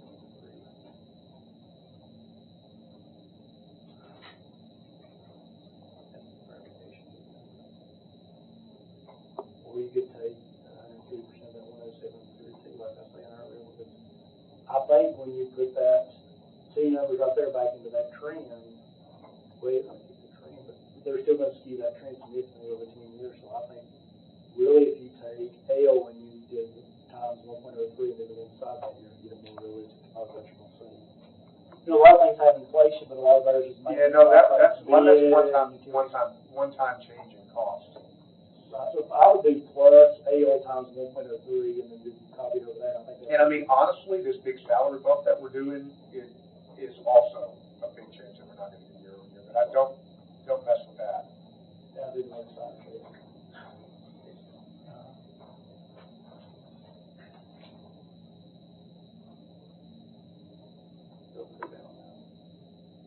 That's what I'm thinking, unless their fees start increasing somewhere around 27, 28, you're gonna have to start moving some expense over to the general fund. That's probably realistic. But that's realistic, 27, 28. Because the fees aren't growing quick enough to cover the new building. Yeah. I mean, that's probably realistic. Quarterly too, we may have the new building expenses high, we had to estimate those, and we were conservative. Because we really don't know, we based it on Rutherford County's numbers conservatively. Okay. So, do y'all have any questions on this? Plus, you got some costs from the old building that may be shut down at some point. Go back to. Well, you still got the deficit, you don't want to resolve it, maybe something you want to. The thing we need to resolve it with is the $5 million. That's the general fund, but I mean, this can still show the deficit, so you don't want to show the deficit on long-term plan. So we can decrease the expense and say that whatever the general fund may be the best thing. Well, that's not realistic. Mm-hmm. If the fund don't break even, the general fund is going to pay it. It's pretty much realization what's going to That's happen. where it comes from. That's really what's going to happen. And can I throw up one more expense that we found out this week in insurance? Our deductible has went up from $25,000 to $100,000 per incident. And this is a big thing. If we have, so like the flood damage last year, $25,000 was our deductible. Now, our new insurance is $100,000. So if we broke another fire sprinkler, It's 100, yeah. what was the total cost of that? Well, the deductible's what and we don't have an absorber, we'll just absorb. not important. 350. Yeah, I know, I'm just saying, if we're close and we don't have all of it. I would go up there, I'm that expense of minus 261,881 and minus 5, or whatever the difference is on the next one, because what happens in reality, this fund cannot show a deficit, so it can be covered by the general fund. So we gotta be careful. Yeah. I mean, I don't like, I'm not Well, gonna. we can up the revenues, but I don't know if that's real. Well, Is that okay? The county is growing a little bit higher rate, but they already changed some fees, and they're not, the fees aren't gonna be changed. not short term. They're not, they're only. And then we'll go back and revisit the general fund on, 15th, probably, well, change the 5.2. Then I'll come back with some different proposals and we'll get you back to do that. I'm going to see it. Oh, I'll put that thing down, I got it now. No, I'm still. Well, we brought it the way it would show up on the screen. Yeah, Yeah, we're gonna have to get another one. 122 should work. 151 will show the excess, we need to adjust that possible. What do those numbers mean, David? What number? 122, 151. That's the fund number that's used by the state to designate. Okay, so it's, okay. Yeah, just the abbreviation. So, yeah, let's do, they got the number on the left corner. Which one is this? Debt service, we need to adjust on the revenue by the red code, point and sales taxes, that'll be, we'll bring you back that next month. That's what I call it. Yeah, that one. So 131 is when you do need to look at, that's when you gotta consider what you're gonna consider your own country. What's the third one? Highway, okay. Well, yeah, but this is why we wanted to do the 20 million. This is why we wanted to do this way. The question is, do you want to pull out of it, if you're gonna do the 20 million, it's gonna change the trajectory, you wanna show some decreases in expenses for 26, 7, and 8. I think so. Right, Let's click up on where the asphalt thing, which would be under. Yeah, pull it all out of asphalt, because he should be, we're spending that $20 million in a big bucket, he should be able to eat off of that. We ought to be able to pull it off of asphalt. Pull it off the 5. And that's actually gonna reduce his MOE over time, and let it surge on that. 428, 258. This is, guys, this right here is why that $20 million is, this is why we proposed it. To balance the budget. To balance, so you surging all that forward, because hot mix is not to do anything except to get you more expensive. You're gonna put it into one spot. David and I argued, and CTAS agreed with me, that doesn't increase his MOE. So you're basically letting us, in a way, you're almost like writing off a lot of that asphalt. How does it not increase the MOE? It just doesn't. Because we're not putting it in his fund. Because it's a capital expense from the county commission. By not from them. statute it does, but by the way they read it at CTAS, it doesn't. So, it's kind of. And I talked to him 3 times, and that's just the way we read it, even though it's just a statute. So you, David, were on one side, me and CTAS were on the other, you're on CTAS. And then until, like 3 or 4 I win. 3 or 4 years down the road, I just wanna let you know, or even next year, if highway decides they want it read by the statute, they can go back and recoup that, and then we'll be adding maintenance of effort to $4 million a year to roads, and we'll have to do roads.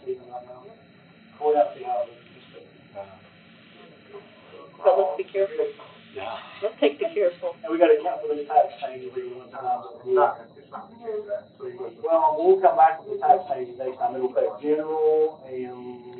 So I wanna make sure that when we're taking that down, that he still has money for bridges. I'm concerned about bridges, and I know you're saying hot mix, but I know we got bridges that need repaired too. So I just wanna make sure that there's concrete, we got a lot of bridge problems. So, I mean, I guess he can come back and tell us on the 15th if that's good or not. Let's let him come back on the 15th. I just wanna make sure he's got what he needs. Yeah, all right. We just gotta make sure. How's the highway fund?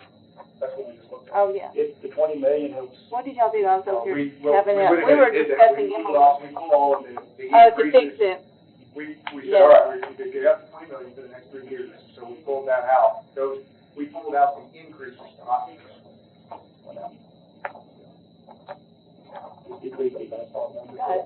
Yeah. But there's one thing the sheriff's department said, any and all items for the budget that I want to bring to your attention, July, you want to make them receive an $800 retention that's flow-through money, $103,200, and it wasn't in their budget because we found out. It's all passed through?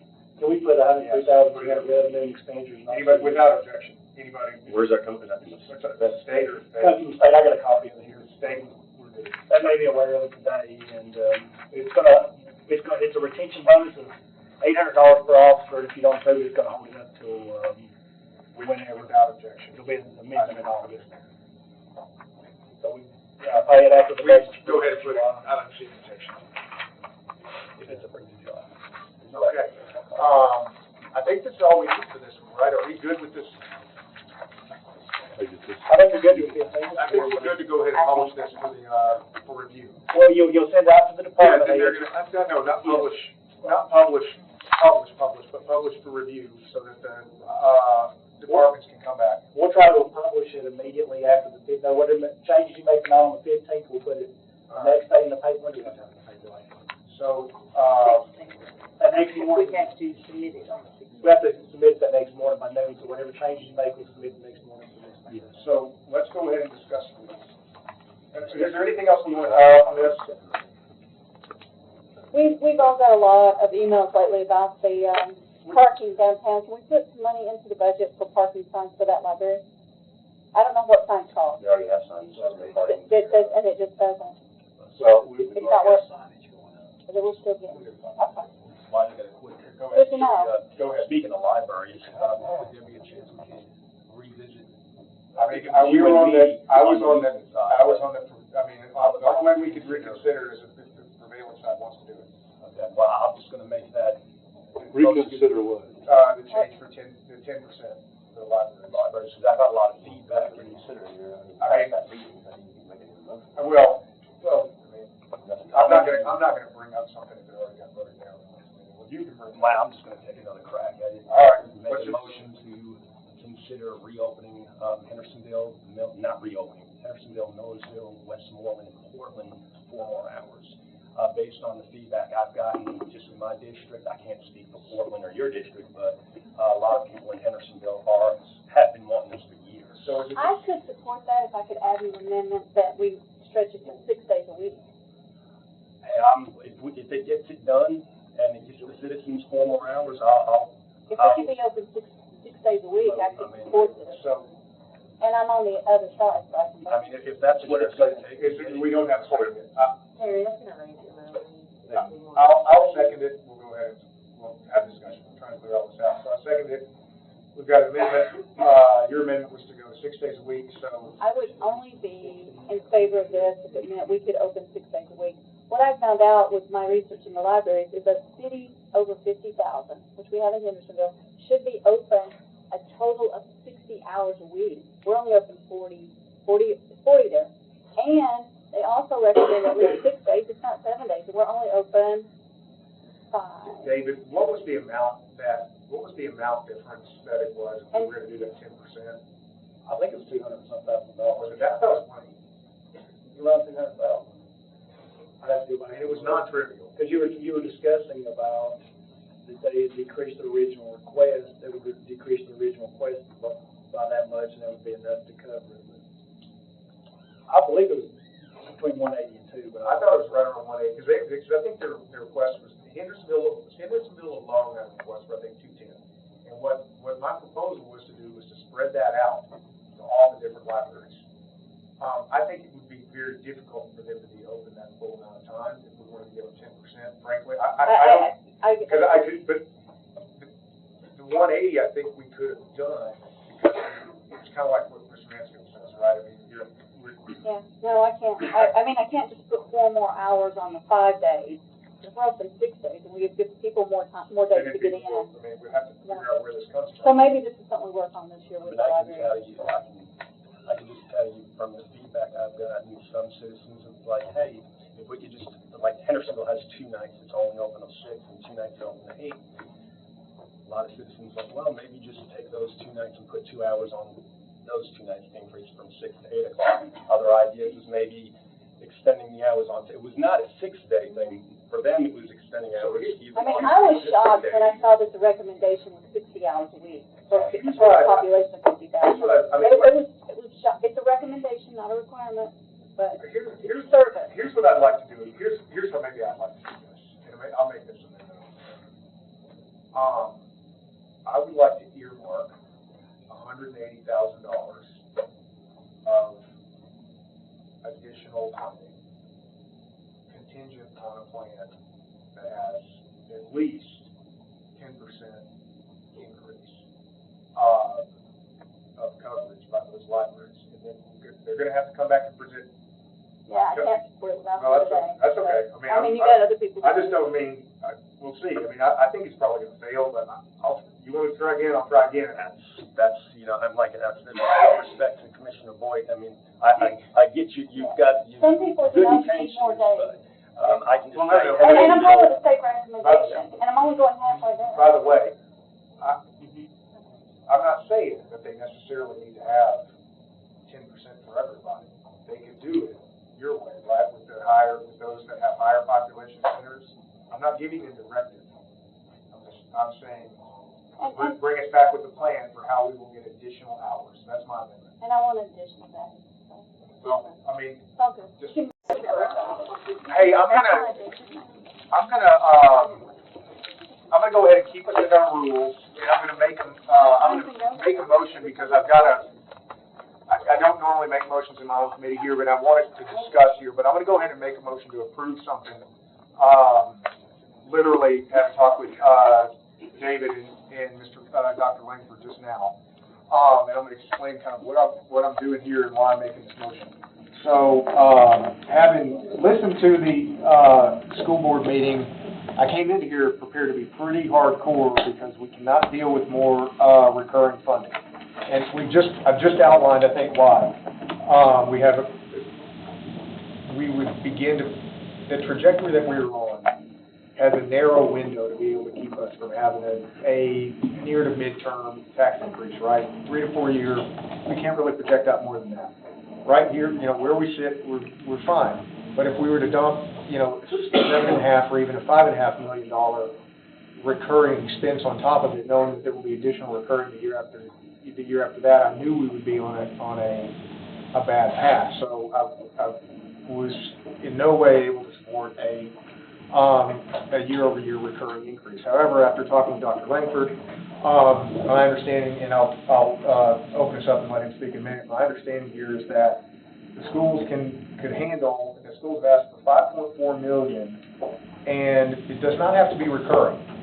So speaking with David, we do have about $13 million, I think, in capital that is unallocated at this moment. I would like to make a motion to provide $5.4 million to the schools in capital one time out of that capital fund. That's my motion.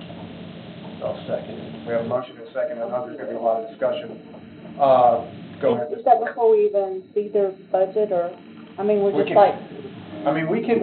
I'm just asking because I don't know what the protocol is. You can make it contingent on something. I just wanted to make a motion so we can discuss it. So, do we want to open the floor? How do y'all want to handle this? What do we want to do? Open the floor for discussion. All right. What do we want to suspend the rules? I'll make a motion to suspend the rules. Second. Here, let's All in favor? Aye. Any opposed? No. Let's count this. Who is in favor of suspending the rules? Myself. 1, 2, 3. And who is against? 4. Okay. So we failed to be able to suspend the rules. Any more discussion on this? Go ahead. What's it for? Well, I'd like to. That's why I wanted a different discussion. I wanted to hear from Dr. Langford and just. So we don't have anything other than. Well, we had the presentation from the school board. And my understanding of it was that it's a combination of salary and an increase in what was required for the bleachers. So, it's something of a combination. So, that's my understanding. I don't want to put words in Dr. Langford's mouth, given that he's here. That's why I made this. And I Go ahead. No, the reason why I wanted to allow him to speak tonight, just to see, cut through the noise and just see what that money was exactly going to be going towards. Is it just the bleachers, the extra $5 million? Where are we at? Just really want to know that, because I'll tell you, salary-wise, I mean, I've discussed this with both Commissioner Mansfield and Schultz when I went on to the Education Committee and I'll be totally upfront with everybody here, I'll have to abstain when it comes to salary. As you know, my wife works for the schools, and it's not because I'm trying to play this side and that side. It's just that, from my understanding, this is a significant raise. And I'll go on record as saying I've spoken to many people in the schools. When I pick up my son, I speak to people at the school she works at, and they do, I'll just say, they do deserve the raise. Now, might sound like I'm being in favoritism? No. I'm just saying they do. When I pick up my son, I hear,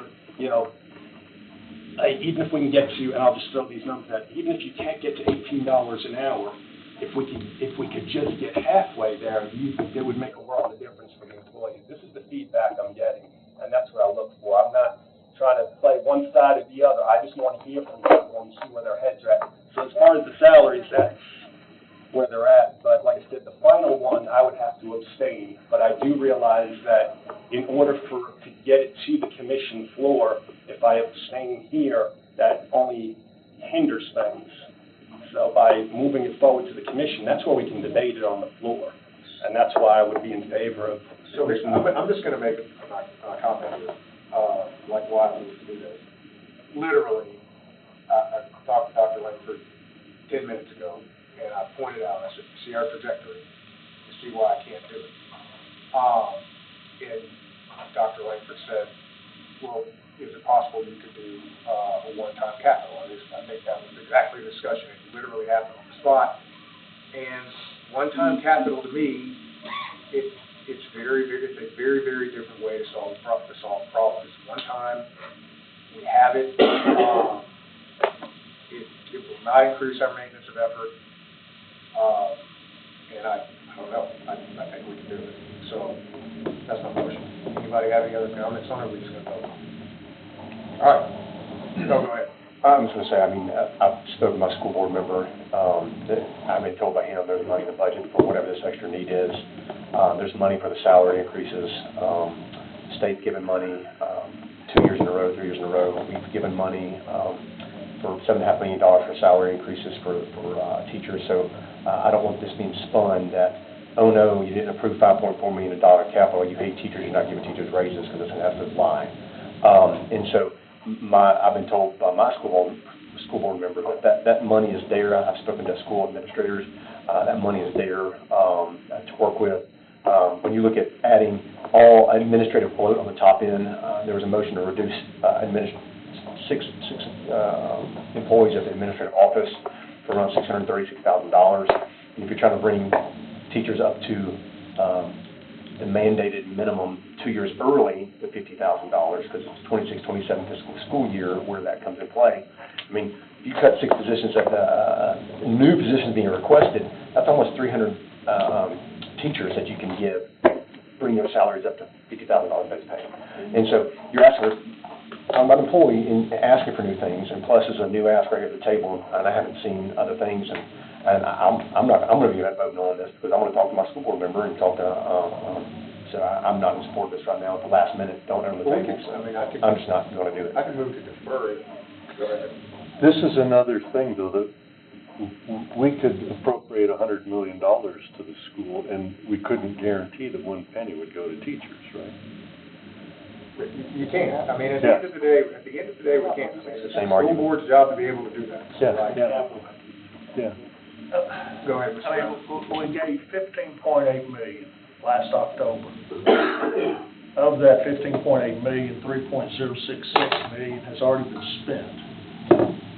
And now we're getting another $5.4 million. And with all that 15.8, we had field houses, locker rooms, tracks. Now we're just down to bleachers. Just bleachers. I've got a problem.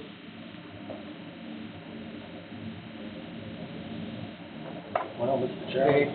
All right, I'll make one more comment, because I did say, I mean, look, it didn't get done on time, right? I mean, I made that comment, we said, hey, is this gonna get done on time? I knew that timeline was ridiculous, I knew it wasn't gonna happen. But mostly what I care about, and I knew it wasn't gonna happen, I knew that we weren't gonna have new bleachers, and we weren't gonna have all that done.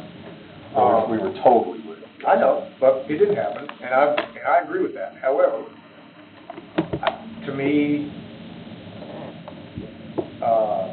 recurring expenses and changed MOE is radically different than one time. And so I'm much more comfortable with one than the other. But if people aren't, then let's take a vote. Any others? Yeah. Okay, go Well, ahead. now I'm just gonna state that, look, it's like I said Monday night. And I'm like, look, I'm thick-skinned, I'll get criticized, so be it. But I said, there's two sides to this. There's the side, and this is what I'm hearing from my district, and agree or disagree. This is reality, and I deal in reality. Citizens want the bleachers. The citizens like what they see. And I get the other side, I'll be honest, they're afraid of the tax increase. And I get it, and I'm not gonna vote for a tax increase. But, I mean, this is why I motioned to have Dr. Langford talk, because I'm not trying to play both sides. I'm trying to keep the communication open and bring everybody to the table. Whether we leave here tonight and agree or disagree, that's irrelevant. People, how do you know if you agree if you're not listening? If you're not listening, you don't know where anyone stands, and look, that's y'all's prerogative. But to me, I've seen this done in another case where a judge wanted to speak and some people voted no. I don't get that part. If we're not listening and talking and working out the differences, I don't see it. And like, again, we may leave here with nothing, but that's why I made the motion with you to have them speak. Any other points on it? Okay, go ahead. So, I'm listening to my school board member, and I'm listening to my constituents. And my school board member has told me that there is funds available for the overages in the current budget. And there was motions made to rectify things that were denied when they could have been done at the school board level. This is the school board's problem to solve, not the county commission's. And they've got the funds to do it, and I disagree. But I've been listening. So I take personal offense to say that we're not listening, because that's not true. I got the floor. So I caution you to be careful when saying people aren't listening, because we are listening to our constituents. You might be hearing something different. And I'm listening to my school board member, and I'm listening to my constituents. And I'm listening to school administrators. And so there is funding there. It is available, even for the overages. It was argued for that. And I am not comfortable with this ask right here for this body at this moment, last minute on the spot, for $5.4 million. Just, okay, no, I'm not okay with that. I think I was just kind of curious. I got the floor. Hold on, go ahead. We'll finish this. So, and then we'll go with others. So my point is, I'm not okay with this. I know that I just don't think it's the right thing to do. I think it's the wrong ask. So here's what I'm gonna do, because it is a fair point that we hadn't had a lot of time to do this. So what I'd like to do is defer this to the July meeting. So folks have a chance to consider it, watch the school board meeting. It may not change anybody's vote, but it's a fair point to come and change it. Literally, I came up with it after talking with Dr. Langford now and understanding that it was a difference between that it was not necessarily an ask for recurrent funding. That kind of changes my thought on it. It may not change everybody's, but what I'm gonna do is I'm gonna withdraw my motion. I'm just gonna withdraw my motion, and we're gonna put that on, Mr. Warren, we're gonna go ahead and put that on for the, consider during the next round meeting. Can we get some documentation? Yes, I'm sure the schools will provide. I'm gonna object. Okay. The school board budget should be presented at the next meeting anyway. Yeah, it's gonna be presented. It should have been Is everything, okay, so it's online as is. And that, Mr. Chairman, real quick, I was not suggesting that you aren't listening to your constituents. My point was to go on, maybe something changed between then and now that you had some new information and I wanted to hear it. We're gonna put it on the next time. Okay. We have time to research it. It's a fair point that, like, I kinda came up with this and put it out there very quickly. we'll just wait. All right, any others on this? Dave, is there anything else we need to do? Not tonight, we'll, All right. no